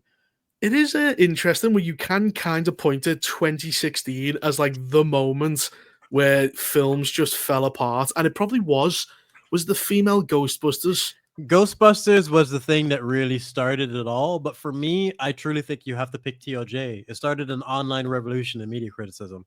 How many people started their channel because of it? How many people like? It's just I don't think anything was as significant as TLJ. Well, I think Ghostbusters established the antagonism between fans and studio. Yeah. Because it was the first time they went, "Fuck you" for not watching an awful movie. It's like they kicked in the door for hating on your fans. They made it cool to just shit on your audience. Yeah, that's when it became like normal. I remember people saying, "This is just unprofessional. This is like you never do this." And then suddenly for 10 years, that's all they've been doing. But like, it just became the norm. Have you heard the script, how bad it was? They went, "We didn't have any actual dialogue for a scene. We just wrote be funny." So you had a bunch of unfunny women trying to be funny on camera. That was the film. Yeah, it's so true. I've heard all about that. How much improv they just ad-libbed everything, and like you can only do that with control and people who have talent. Like even one of the points that Mahler pointed out in one of his videos that I really appreciated is Poe's joke when he meets Kylo is like, "Who should talk first? You should talk. I should talk with." Like in isolation, it's a decent delivery of a joke. It doesn't fit with the character that we just saw, so it kind of ruins from his first line of like, you just saw people die. Like, why are you making a joke, dude? Like, it doesn't work with Poe, but it also like it breaks Hux as well, which is the other thing, because it's the villain who was set up to be quite competent all the way through TFA and is now the receptor of that terrible joke. So it makes one of them seem callous and stupid, and it makes the other one seem unpardonably stupid. I was referring to Poe and Kylo in the beginning of TFA when he's like, "Where's the map?" But you're totally right about that too. I will never forget being like, "You are going to open this Star Wars movie with a your mama joke? Like, are you fucking kidding me?" And then Hux is like, he was a decent character in the first one, and now you're making him a joke, completely slamming it. There's loads of improv in the original Ghostbusters, but the difference is that that improv is by people who are actually funny. They understand what sort of comedic timing is, and also they were doing it within the context of a broader script that sort of constrained their ability to go ad lib. Whereas 2016, which, as you say, has entire scenes of just be funny, it's picking people who aren't funny and it's giving them no direction, no structure, and just they will just fucking faff about for minutes on end because they have nothing else to do. A better example is the director Neil Marshall saying in The Descent, like, your job is to bite her, your job is to defend yourself. Go. You can get a much more believable fight that way. It doesn't have to be fully choreographed if it's just like a crawler trying to grab someone. But if we're talking about comedy, you got to set a single line is so much more effective than an extended song and dance routine. Like the original Ghostbusters, this man has no dick, is so much funnier than fucking whoever the fuck it was in that Ghostbusters 2016 movie doing a song and dance thing for fucking ages and making fart jokes. Is just not comparable. Oh, Melissa McCarthy. Didn't she try to have she tried to have a superhero movie with the other fat black woman? And it was Jason Bateman is like a crab guy. He's got crab hands and he's like, oh god, it was the worst film ever. Jesus. She was good in The Little Mermaid. I'll give her that. Yeah, I can't remember whose video it was, but someone said the Melissa McCarthy is the best thing in a movie. You're in trouble. Yeah, that's Little Mermaid right there, pretty much. She did a good job as Ursula, but everything else was crap. Wonder Girl asked us, have any of you seen Repo the Genetic Opera? It's my favorite movie of all time and technically horror. I haven't seen that for some reason. I saw Repo Men with Jude Law, but I don't think it's the same film. Yeah, that's not the one. It's not good anyway. No, Repo the Genetic Opera. I've never seen it, but it looks insane. Yeah, it looks crazy. I'm looking at the poster right now. Hang on, let me find it. Repo the Genetic. Well, it's got a terrible tomato meter, but that's to be expected. It's only so serious you can take the tomato. It's a musical. I'm almost certainly going to hate it. That's a shame. Wow. Damn. Tell me about this Genetic Opera. Yeah, Snow White. I already hated musicals, but like after Snow White, I'm done. I'm just completely done. That was so bad. Bombastic and intentionally gross, Repo the Genetic Opera has a unique style but lacks the wit and substance to be involving. I like the way ChatGPT and stuff can't just say something shit. Is it shit? And he goes, like that. It's some people like it. Some people find it kind of boring. Just tell me it's not. Yeah, the PC answer. I'm always slightly more interested in those though. When said the tomato meter isn't great, or if the reception is this isn't involving to me from a movie critic, it's not a guarantee that the thing is bad. Quite often, it can mean that it's quite good and nobody got it at the time. So I'm kind of intrigued just to see what it really is. But say ChatGPT says it about every movie. Yeah. Some people appreciate this, and some people it's like, no, just give me a more concise answer. Exactly. Even for me, like growing up, seeing the commercials, you kind of get desensitized by these critics. Like, oh, this is the #1 movie in the world. This is the #1 movie in the world. It's just like they always have to put this positive spin on everything, and I'm just like, come on, just tell me if it's shit or not. Not every movie is good. It doesn't work that way. The #1 movie in the world. Yeah, well, critics have kind of destroyed themselves because Rotten Tomatoes used to actually be a thing. People would go, it got 80%, it got 60%. Now a movie comes out, no one even talks about Rotten Tomatoes. It's It's completely so dead. unreliable. I mean, the very public fact they froze the Rise of Skywalker's review score did not help it. Captain The Marvel. Captain Marvel as They well. changed the function of the site for her. At the moment, like it's only That's so really crazy. interesting these days when there's just like a massive disparity between audience score and critic score. That's kind all of you the can only get. thing I will look to it for, because the actual metric they used obviously to come up with the result is balk to begin with. It's like anyone who rates it above a 5, it's automatically fresh. 10, So yeah. but the difference between critics and audiences is interesting. And so like something like this genetic opera, which I'm just looking at now, it made 188,000. Oh, yeah, okay. I thought that was 188 million on an $8.5 million budget, not 188,000 on an $8.5 million budget. It's not quite so good. Not so good. But yeah, that's the type of thing. It's only when like The Last of Us comes out. But even then, you get a bit of a disparaging between the audience and the critics.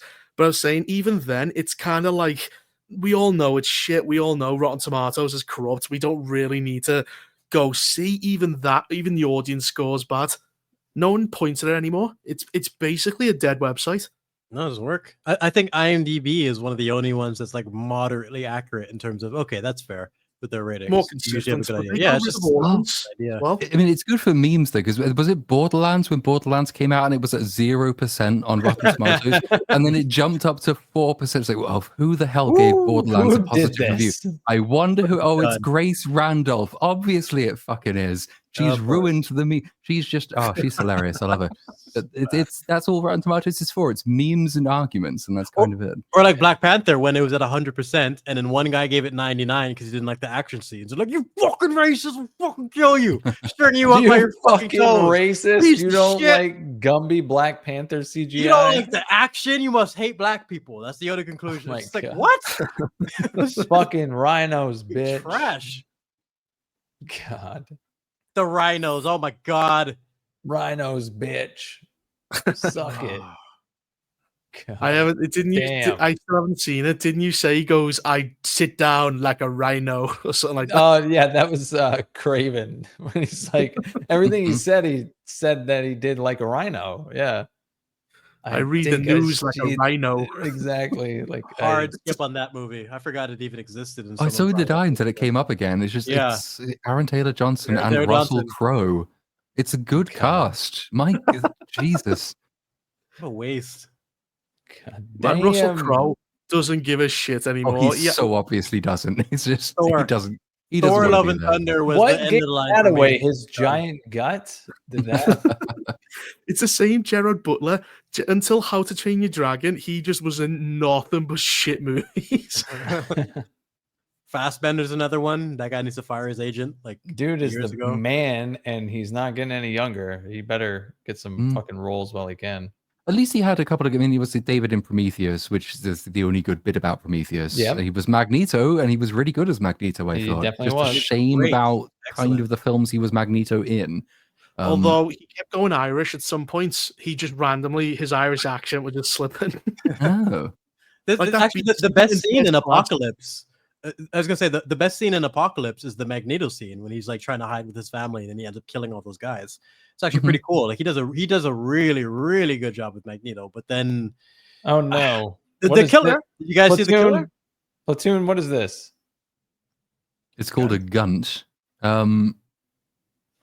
I've heard the word, but I don't know what it is. It just another word for being really fat? Oh, It might be. Yeah. oh, okay. I'm not I had actually that. sure. Is I it that needed bit to of the ask fat that someone hangs else. over the cunt? It's where your fat hangs over your gunt. cunt. A gunt. It's gut and cunt mixed together. So Yeah. you're right. Yeah. Yeah, there you go. Gunt is a slang term often considered vulgar, referring to the bulging area between a person's belly button and genital area. There, you nailed it. We've pieced it all together. Bender has a 16-inch cock. He'll be okay. It's a belly fupa. I think you can see his dick on what's that film? He's like a sex addict. It's the guy who did 12 Years a Slave. I think he's the one who directed it. The film's kind of meh. I'll try and find the name of it. But if you want to see his penis, he's in a movie. What the fuck? They're all penis out after 28 days later. There you go, Platoon. Oh, yeah, I'll check that out. Thank you. There you go, buddy. It's not 16 inches. It's not that impressive. Not It's to not write that about. impressive. Fucking It's just, God. It's a little impressive, but it's not that impressive. it's I've seen fine. better. I've seen bigger, Christ. more erect. I've seen stronger. Well, 20 years later, I saw a giant one. Oh my God, that is After Alpha Dog, it's pretty hard. Alpha Dunk. Jeez. Yeah. Film Comics Explained. 420. Hey, yes. Hello, sir. Congrats on 200K subscribers, brother. Well deserved. Here's to 1 million. Thank you, sir. I really appreciate you. I love it when you come and peace up and be a guest. And Go to bed, Niet. Get some sleep. yeah, but you probably ought to be in bed. Isn't it like 5 in the morning where you are? Maybe he's just woken up. This could be his morning. Holy shit. Oh, we talked last night till we fucking had no fluid left in our bodies. We're just fucking absolutely dying of hunger and shit, but have one more rant to get out. Millions of men hope you think so. If there's a girl that goes, I just want a smallish penis, the men queue up. The problem is you want to queue up, but you can't queue up. But you can't because that admits you got a small dick. So you've got to go, well, you've got to pretend you're not interested, but you also are. Sneak up.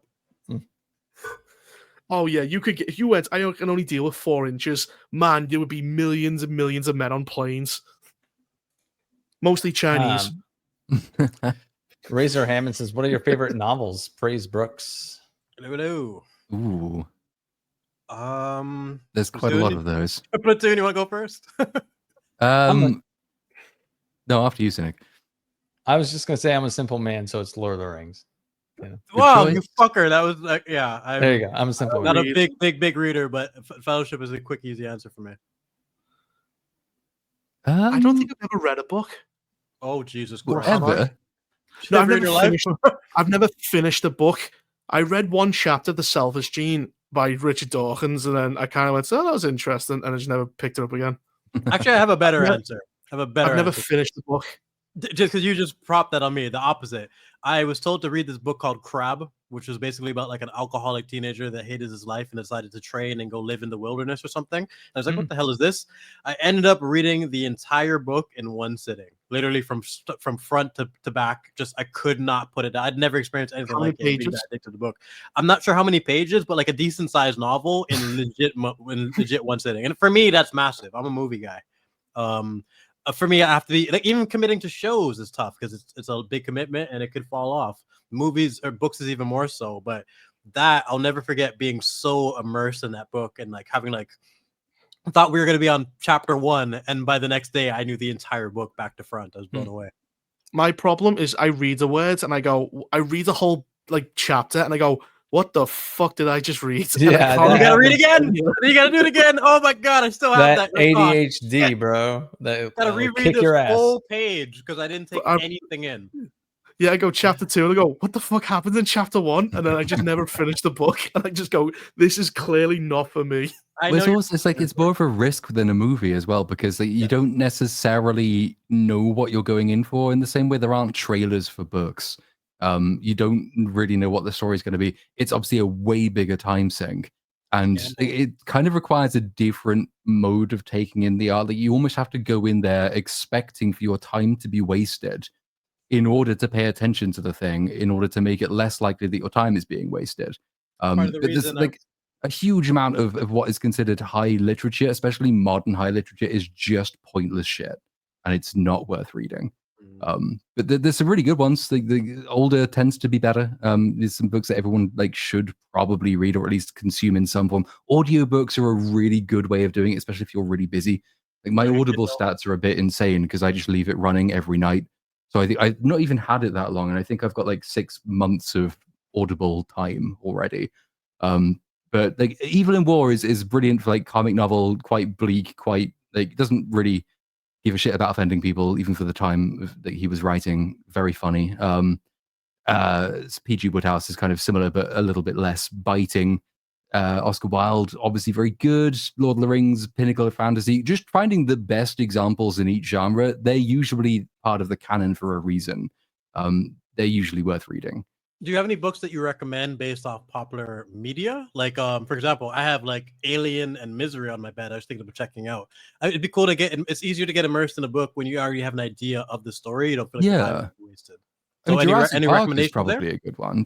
Most Michael Crichton stuff is really, really readable, even if it's not like an immediately popular film. Jurassic Park is actually a really interesting book. Most of his books are really interesting. Andromeda Strain is shorter, and it kind of clues you into what his style is going forward. That sort of blend of making science fiction, but also making fiction science. Quite compelling. Shit on characters. You could swap the characters in any Michael Crichton book around. No difference would be made, but really brilliant for plot, for world building, for education. And they are proper page turners as well. And most of them have been turned into films for a good reason, is that they're eminently filmable books. So Crichton's a good one to go for. Game of Thrones, if you haven't read them, they're probably worth reading. Yeah, I read the audiobooks on those. It's Yeah. if you like the show, you'll get some entertainment out of it because at least the personalities are there, the dialogue's still sharp. But brace yourself, fucking George will describe every fucking thing in the room. If there's a fork, an avocado, a watch, a chair that's a little bent, you're gonna know about that chair, dude. He's gonna fucking talk about it's like he's crazy. And He's there's also in a good way. the prospect that they will never get finished. Because a few months that ago, too. I said, I'm going to start George R. R. Martin books from the beginning, like from chronologically the beginning. So I'll start. And then by the time I finished all of them, because they're really long, maybe he'll have made some progress with Winds of Winter. I think I've now got 1.5 of the Game of Thrones books left. And that includes Fire and Blood and the prequel stuff and the tie-ins. And I don't think he's written a sentence in that time. Not so a fuck damn him. word. It's not worth it. I trust me, I'm the same way. I adore Game of Thrones. I will do anything to get an ending of some kind, but we're not gonna get it. I will fucking read every single book if he releases. It's just awful. Get the fucking Brand the Broken. Yes, I'm gonna kick him in the face and throw him out of his wheelchair. Do you think he hasn't written? Do you think he hasn't written it, or do you think he has written it and he knows it's terrible and he doesn't know what to do? Yeah. He's shitting himself ever since season 8. Dan and Dave put him in a spot that's like, you can't. What are you gonna do? Write a completely new ending, or follow through on an ending that you just saw a shitty version of and the entire world hated? It is considered the worst ending of all time.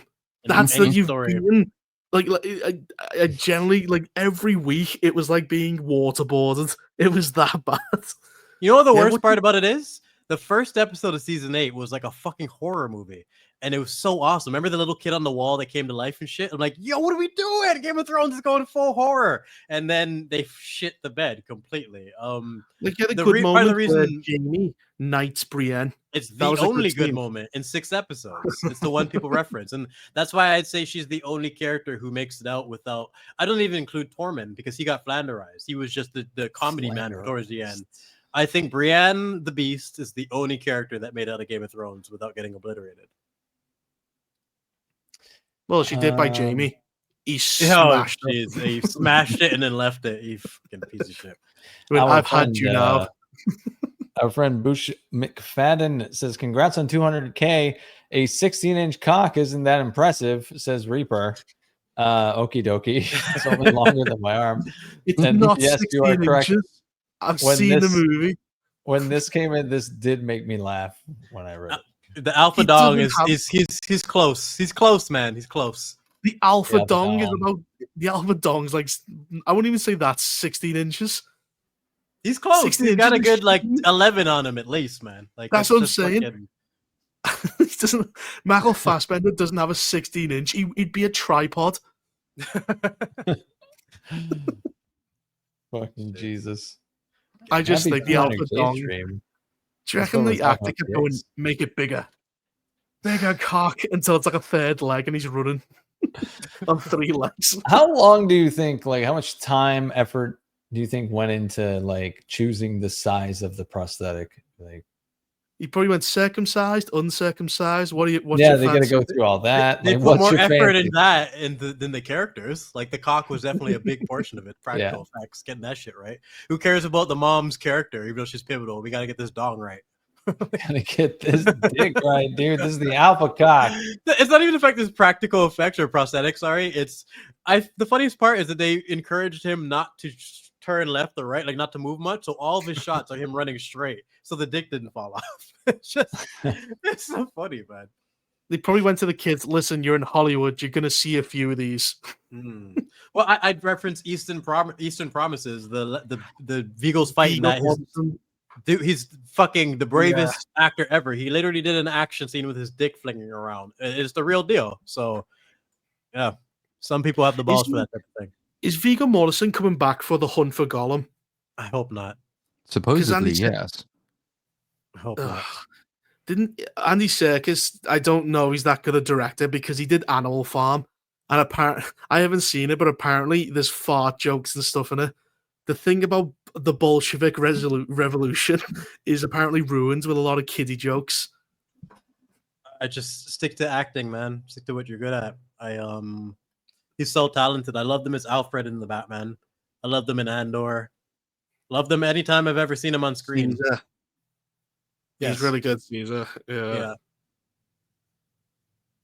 Well, he said steroids. Wouldn't it make Since y'all do this full time, how's your workday structured, Cynic and Platoon? You want to field that one, Cynic? Take that first. Why don't you tell me how your workday is structured, Platoon?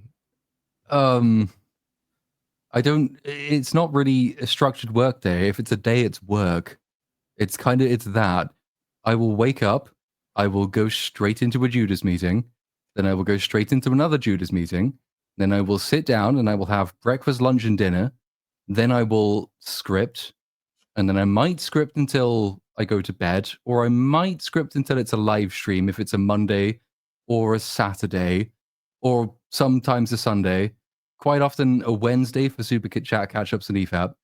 And then if it's a finished script, I'll go straight into editing it. And that will be every hour I'm awake until it's done.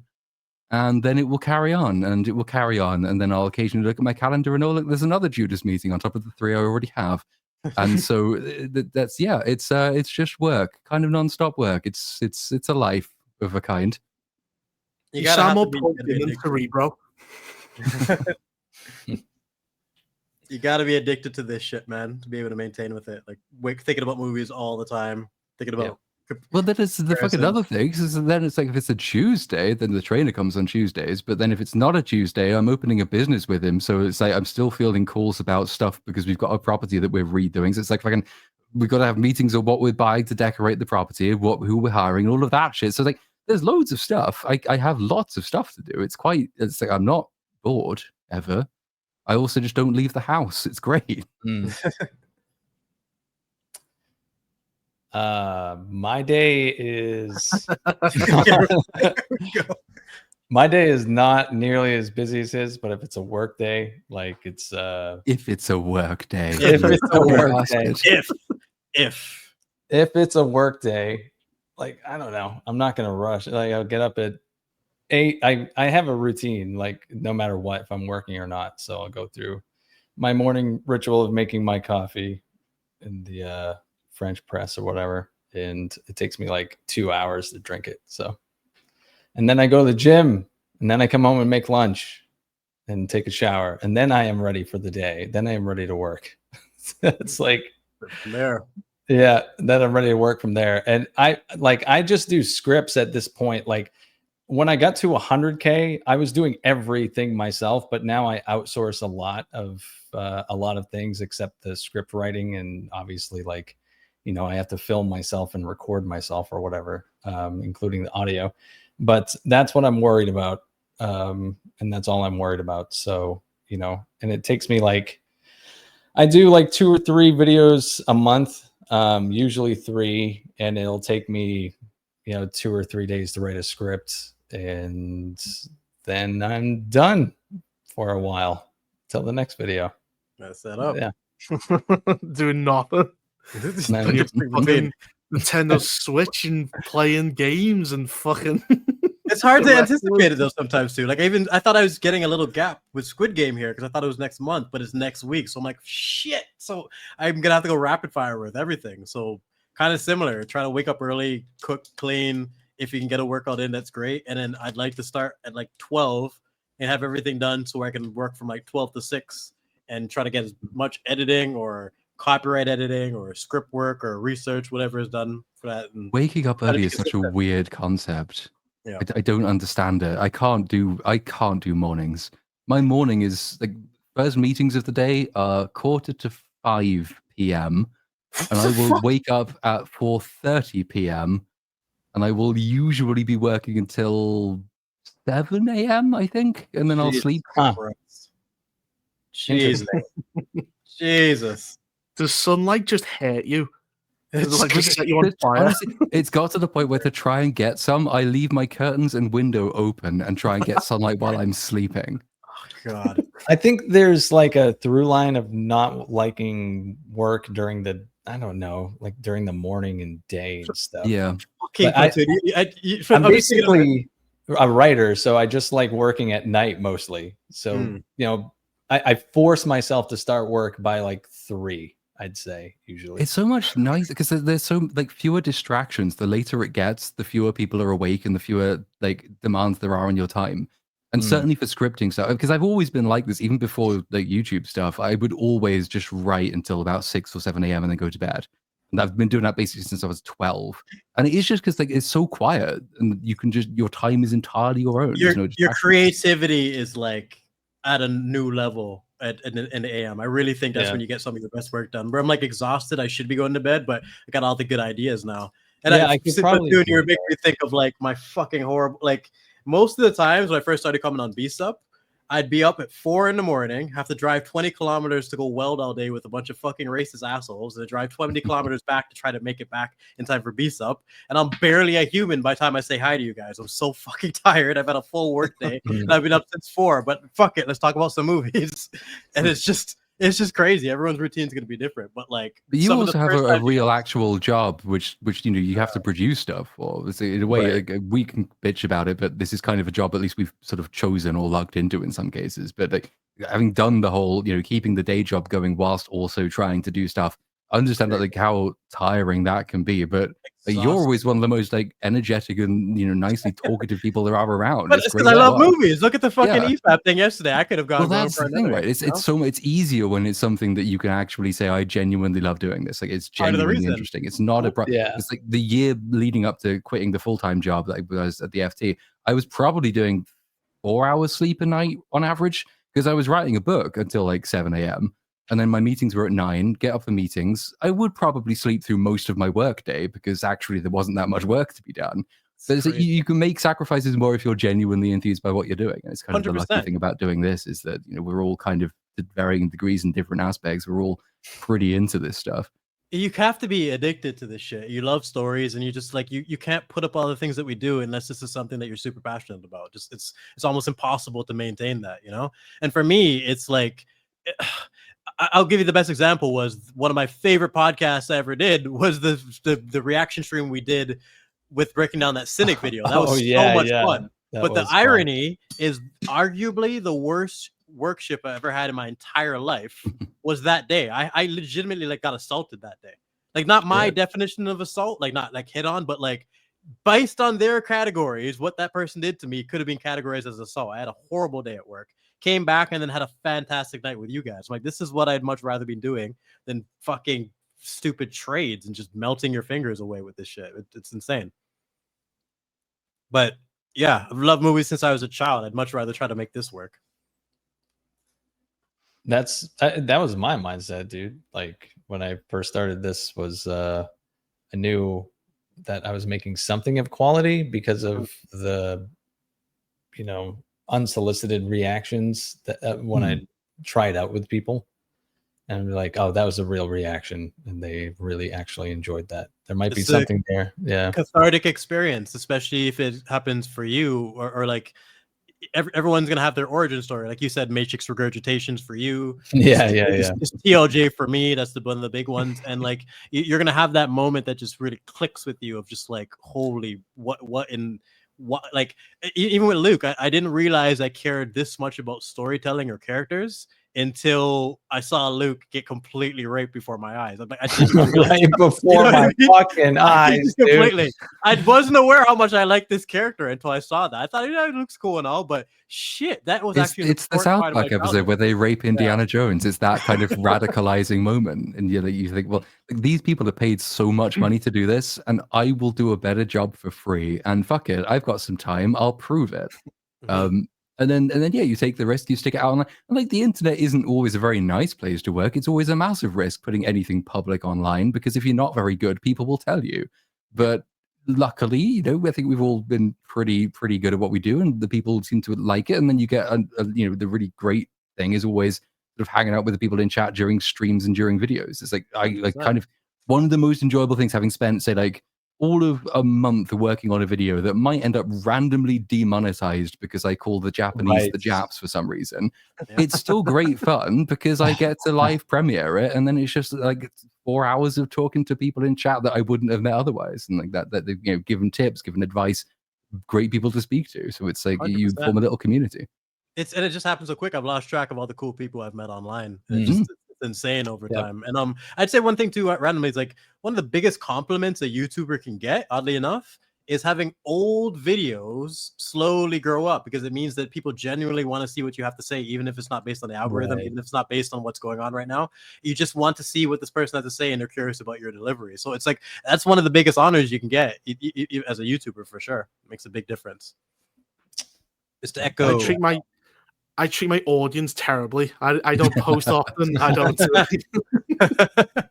do Bush says that videos are great, but my appearance on streams is better. I don't know about all that, dude. I think I'm fucking terrible at streaming, but I'm just like, I'm not consistent with it, so it's just tougher for me to get good at it, and it's I don't know. It's different too, because I feel like I take on a lot of roles and I don't even fucking need to. But it's different. It's different personality types. Like, yeah, I don't know.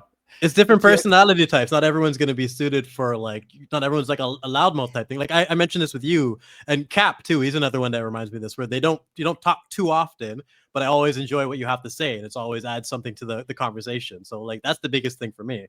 You don't always have to be a loudmouth. I prefer someone who is composed, and rather than just talking, to hear themselves talk. You know what I mean? Because I talk a lot. I have a big mouth, but it's because I'm interested. You know what I mean? I'm genuinely interested, and like I love storytelling. You can tell that right off the bat.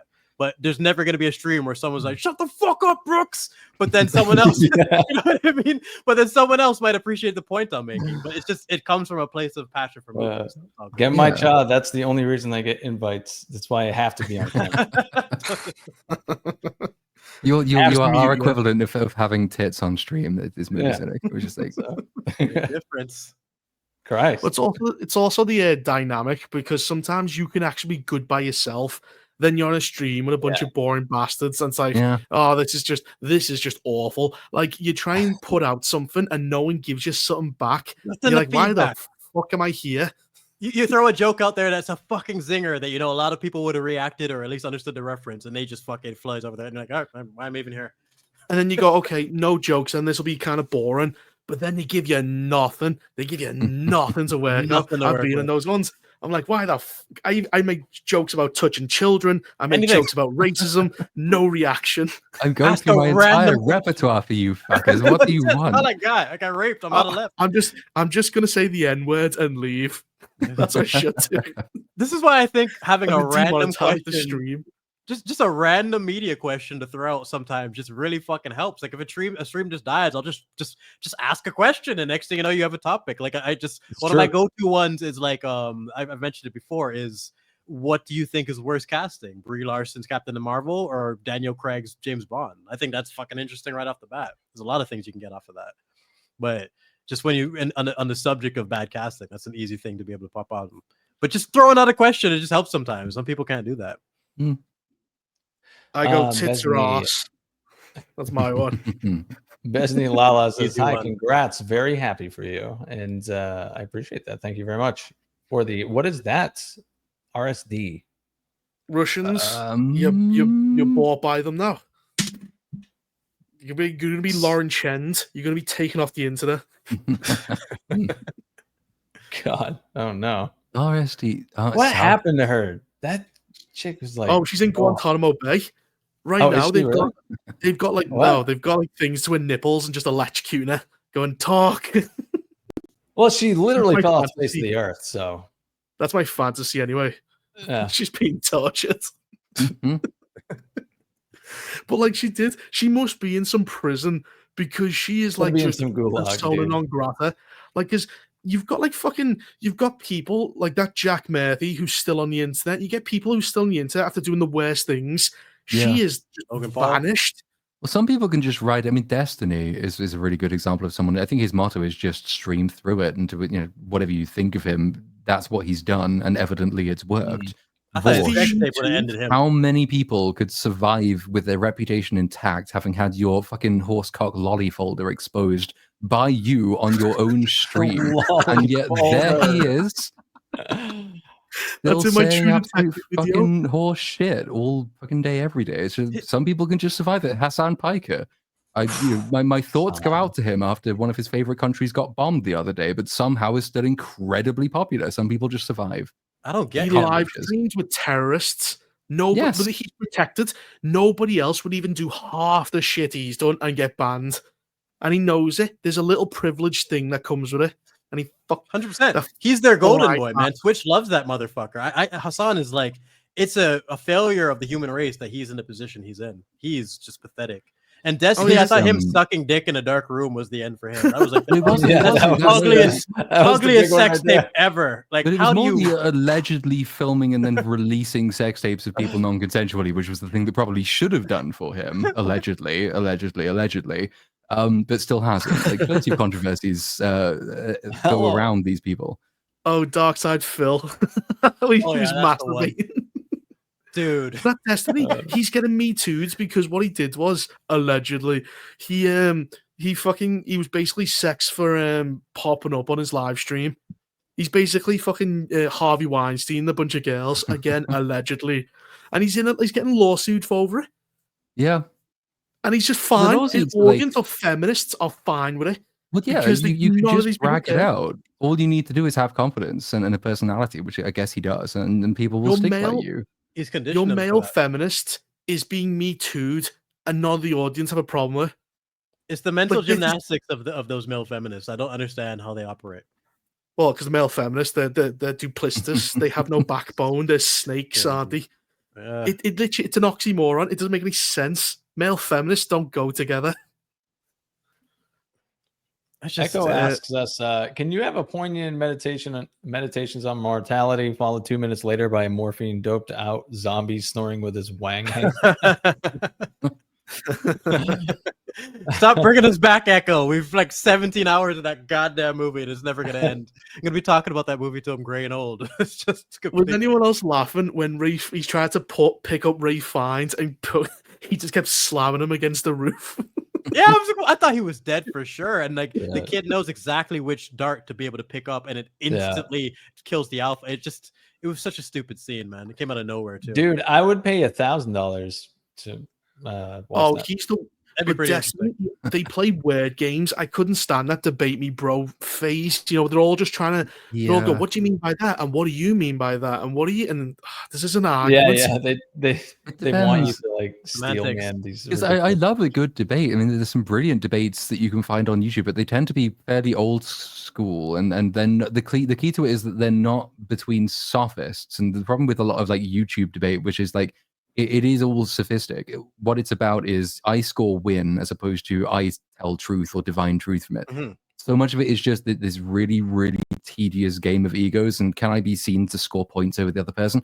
And there is an awful lot of people that we say, because I used to say like I would debate absolutely anyone because I really enjoy debating. And I'm kind of at the point now where it's like, if Vorsh hypothetically got in touch and said, would you do a debate? I would say no, not because I don't think I could maybe do well, but because like there's no point debating someone who openly admits they will lie to win an argument. Exactly. I don't see the point in doing it. Destiny, I've not seen enough of in debate. Like I get the sense he probably is quite an intelligent person and it could be a fun conversation. I don't know, but like doing it for the sake of doing it is just, yeah, well, it's not a great advert, is it? But like, you get more out of conversations. Like, even if you don't like something and someone does, you're at least going, yeah, I can see your point. And you just get way more explored by two people just talking in a sensible manner. Those are two people that want to explore ideas rather than someone who just wants to be right and wants their position to be the correct one, even if it's proven wrong. They'll just ignore it. The mental gymnastics, the nonsense. Like, literally, fucking first time I came on Beast Up, we ended up in the debate with that dude, and I was losing my mind because I was like, dude, we're asking you simple, reasonable questions, but you're pulling all this bullshit to be able, you know what I mean? Like, Oh, it's so simple. It's like, what? That doesn't make any fucking sense whatsoever. And it's just, for me, when you're being reasonable and you're trying to send an olive branch to at least understand our perspective, and they are willfully ignoring it because they want to hold on to their narrative, they're not even listening. Like, I know what I know, don't distract me with the truth type of thing. That's when I have to step in. Like, come on, what do you A lot of debates are just for that 1 minute. They do all these stupid tricks just so they can cut out that little bit of the debate where you get owned, apparently. That's all they do it for, and it's just so annoying. Like, even XUC, him and the Ethan Klein debate, they just, Mahler was talking to him beforehand, like, in terms of what's your goal, and it's like a big own. It's like, you don't actually want to like change ideas or like learn something new, or like, I don't know, man. I think to be fair though, XQC doing the worm to win a debate is one of the highlights of the internet of all time. It really is, fucking amazing. He is actually an idiot. As much of an idiot he is kind of entertaining. I can get how he has an audience, even though he's a fucking moron. Hassan, I don't get. He can barely string a sentence together. I know streamer brain is a thing. You kind of lose track of it. You're not always going to be the most articulate, but you should at least be able to speak. Hassan can't even speak. He's just a fucking ape. It's crazy, man. It is funny, those things where those articles came out going, the new face of masculinity, and it's him. And you've got people who are like 5'5" just calling him out because they know he's a bitch. They know, like, he's in shape, he's tall, and yet nobody's scared of him. Like, he just doesn't project any sort of like toughness, and everyone can pick up on it. Well, it's because he could, just by looking at him, he could get outwitted by a brick. It's like, it's not, there's nothing happening. JXC had the most reasonable position ever when it came to the React stuff, and the fact that all of Twitch just shat on him when he did the nicest, like the most reasonable thing that's ever happened on the internet in terms of like, just don't steal my shit. Like, you can just either transform it or send me a little bit of promotion or something. Don't fucking steal it and then rush back to turn it off when Jay was actually promoting himself. Hassan is such a man. Yeah. To be fair, I mean, Hassan did sort of dial back on the content theft stuff. It's the others. And the Ethan Klein's lawsuit is going to be really fascinating to watch. It's very funny that EFAB is now cited in court documents. Amazing. The history. The annoying thing is that, like, because I have like, for like, if I'm doing like a stream or a Gollum stream or something like that, I've actually got, as my BRB screen, I've got a Hassan Piker stream of his empty chair. But the thing is, I never leave my chair, so I've never used it, but it's still sitting there. And it's kind of like, I think in some way I've fucked myself over by trying to meme on Hassan, because I don't leave during a stream. I can't take the piss out of him for leaving during a stream. And I've made that for nothing. I did too much work to react to him. No, it's you fifth standards and you respect your audience. You just shouldn't do that. It should feel terrible. You know what I mean? Like, I'm try to get up, a quick bit of water, a piss break, something. You're human, right? But the idea of just going like, all right, chat, I gotta go cook a meal, watch this guy's video, and I'll be back. Yeah. That's disgusting. I mean, done properly. I mean, Cynic, I know you had who was it? Who was it? AsmonGold who watched one of your videos. I think Asmon watched the Cynic video recently. Yeah, it was him. And did he I assume he actually like added to it, right? As opposed to just playing it and leaving the room.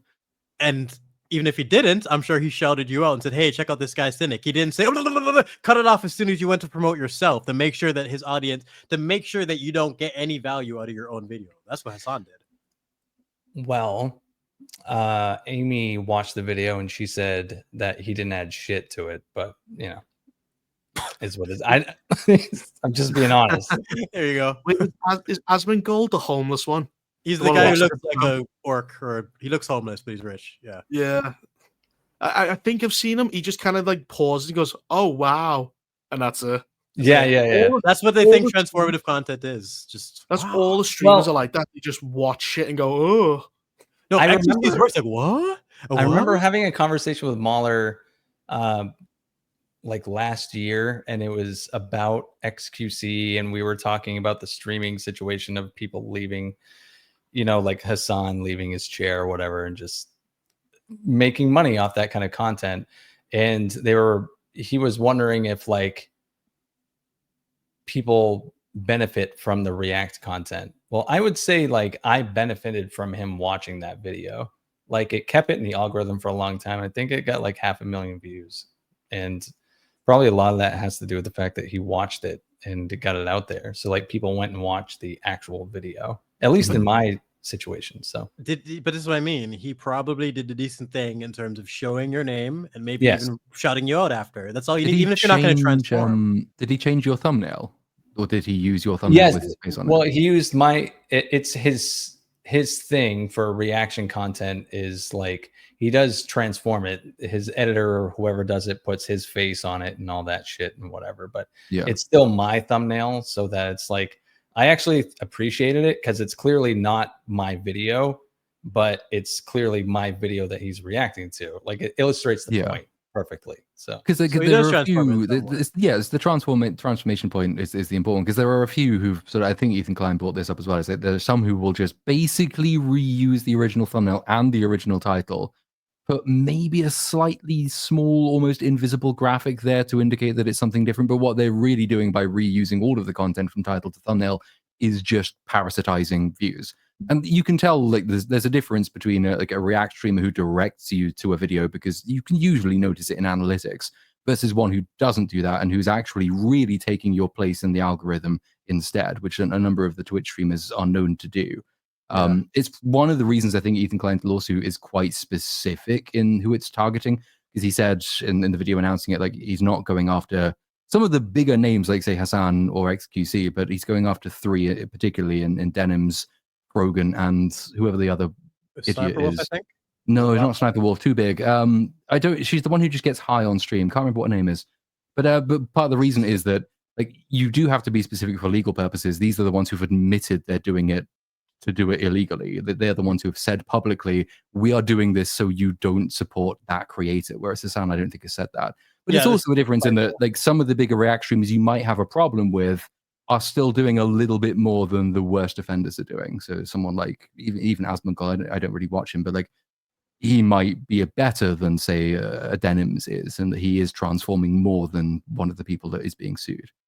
You don't see, there's no like strict criteria for it, like how long can you pause, how long can't you, but you can genuinely tell when someone's making an effort to add something rather than straight up stealing it. In addition to the people like Denims and whatnot who just, they're malicious about it. They know exactly what they're doing. They know that they're extracting all the utility out of this video, and they get off on you not getting any of it. It's like the most selfish, like this is a person who said, what is pride in your work anyway, and said it like unironically. To be able to fucking say that publicly, it says a lot about you. Like that's the ultimate self-report, and it's just terrible person. But what about she is hilarious.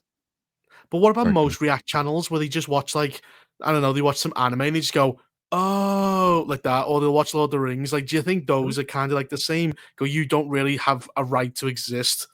Yeah. Or do you think adding anything? You're describing Jinx, the dude from like a long time ago who did that shit, and then all of YouTube shamed him for it. But the same thing never happened on Twitch. It's about it being like, I don't want it to be banned and screw everything up. It's about playing the game. Like, yeah, I think Regs brought this point up, or someone on EFAP. It was a really, really good point that always stuck with me of the reason you never see alcohol and alcohol commercials is it's not like a law or anything, but they all agreed to play the game to make sure that it doesn't become a law. So let's just stay within the rules and not fuck this up. Online copyright stuff needs to be the same. Like, let's not screw it up so they have to, government overhead comes and screws all this up for us. But people like Denims and Hassan and whatnot, if we ever get crazy copyright laws that change it and make it difficult for us, it's going to be because of people like them. That would be very typical if all our careers were tanked because Denims is a moron. I could see that happening. Yeah, that's... God, I hate streamers. Crazy, I hate how most of them feel manufactured as well. When you look at like Mr. Beast and all those ones, they're all a part of like the same company. There's an air of just like fakeness to it, which I just can't stand. Dude, Mr. Beast is even admitted that he's fake. Like he's not a real human being. Yeah, he feels like an industry plant. He doesn't feel like a real YouTuber who under the right. You look at almost any YouTuber's videos and you get back to their oldest one. It's always usually people just fucking around, like doing some fucking nonsense, and you slowly see them evolve into what their channel is now. That is how his channel is. It? goes. Yeah. I don't know anything about it. Go back and watch it where it was just utter garbage, just complete garbage. Well, they find a rising star, and like a certain special interest companies come in and go, "You're currently rising. We can take you to the next level," and then they pay for you to be advertised everywhere. Because suddenly he got famous for counting to 1 million or something like that. That was his breakout video, and then he's now owned by like 50 companies. It's what always happens with these mega big streamers, because you can't actually organically get there. You have to have some company push you. It's all in the algorithm. That's the thing. If like all of us could be like multi-millionaires and stuff, if the algorithm just chose it. 100%. It feels like if I'm the only thing you see, I'm the only thing you'll watch. Yeah. But Stuckmann, how do you explain Stuckmann? It's not as simple as he's been doing it that long. Like, you can't be that I shit. mean, he's been grandfathered in, dude. When you're the first person doing something, he was the only one doing it. So everyone subscribes to him, and then everyone's just used to like, why are you watching Stuckmann? You know, like other people have such a better analytical mind, and people are just like, I don't know, I'm just used to this retard being like, well, that's that. It just becomes part of the routine, and it's just part of his personality or something. But you have to sit down and eventually realize. It was released this year, and it was the director, and it features a chair, and I enjoyed this movie. And I like this shot. It featured this actor. He's a producer on this. Yeah, that's it. It's just like. Imagine if a fifth of your video was just reading the credits of the movie. No, you say that jokingly. Go watch his Midsummer review. A big portion of it is him talking about how it rained on his way to the theater. I wanted to fucking kill him. Like, talk about the plot, you bastard, please, someone. The seat was comfortable and my drink was full. Christ. And that's actually how that's how I found Drinker's channel, because I watched so many reviews in a row. I literally remember I'm sweeping, watching like reviews, just listening to the background, and I just stopped. No one's talking about the plot or the characters or anything. They're all talking about the themes and bullshit. And thank God for Drinker, where he actually ripped into it. I'm like, thank Christ. That was the first time I saw one of his videos. And like, just give me someone who's going to tell the truth. And that's been a big thing for me. Like, don't waste my time. I don't care. It doesn't have to be long form, short form, whatever. As long as it's honest, that's the biggest thing for me. Just don't waste my time with your bullshit. Yeah. Do you think he calls his audience stuck minions? The Stuck Army. It's just the Stuck Army. Stuckmanized. Yeah, he's I don't even know what to say about him.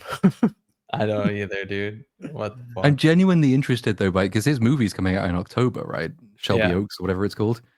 Kind of interested to see what that's like. I'll be watching it. Be able to check. It's at the same time too. Like, I'm not rooting against him. He is a YouTuber. A group. Do your thing, dude. Inspire others. I really hope it's the case. I was also gonna say, if anyone wonders what happens once we go off stream, like this was it. This pretty much was it. We had plans, we had polls, we had this and that, and then 2 hours later, we just ended up rambling. Totally forgot that pulse, and I didn't even know what it was supposed to be about. But wait, sorry, I was just reading the chat. I was not listening to what you just said at all. Oh shit, no. I was saying how we were supposed to do polls after the things planned, and like out of nowhere it just ended up being, this is pretty much what you see when we're offline, just banter, right? Yeah, well, that's kind of what I figured it would be, but I was like, I don't know, Brooks might have a good idea that we should turn it into something. This was fine. Well, no, it's good. Mine was, it might be a bit complicated for a stream, but it was like slightly like kind of like a bingo idea, just concept. Like let's say it's MCU or horror, whatever it is, and then you have a list of movies and you have your questions based on the movies, so you can at least pick a franchise that you're familiar with.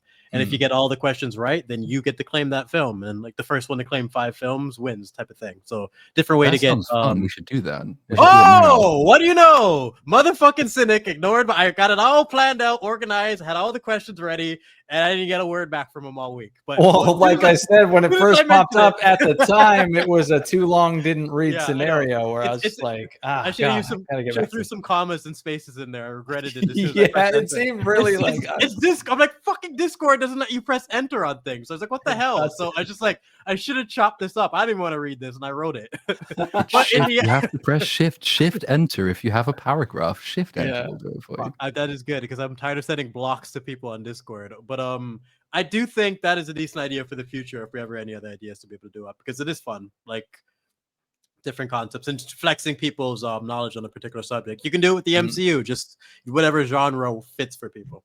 Yep. Yeah, that does sound fun. I should have read that. Yeah, you should have read it, you bastard.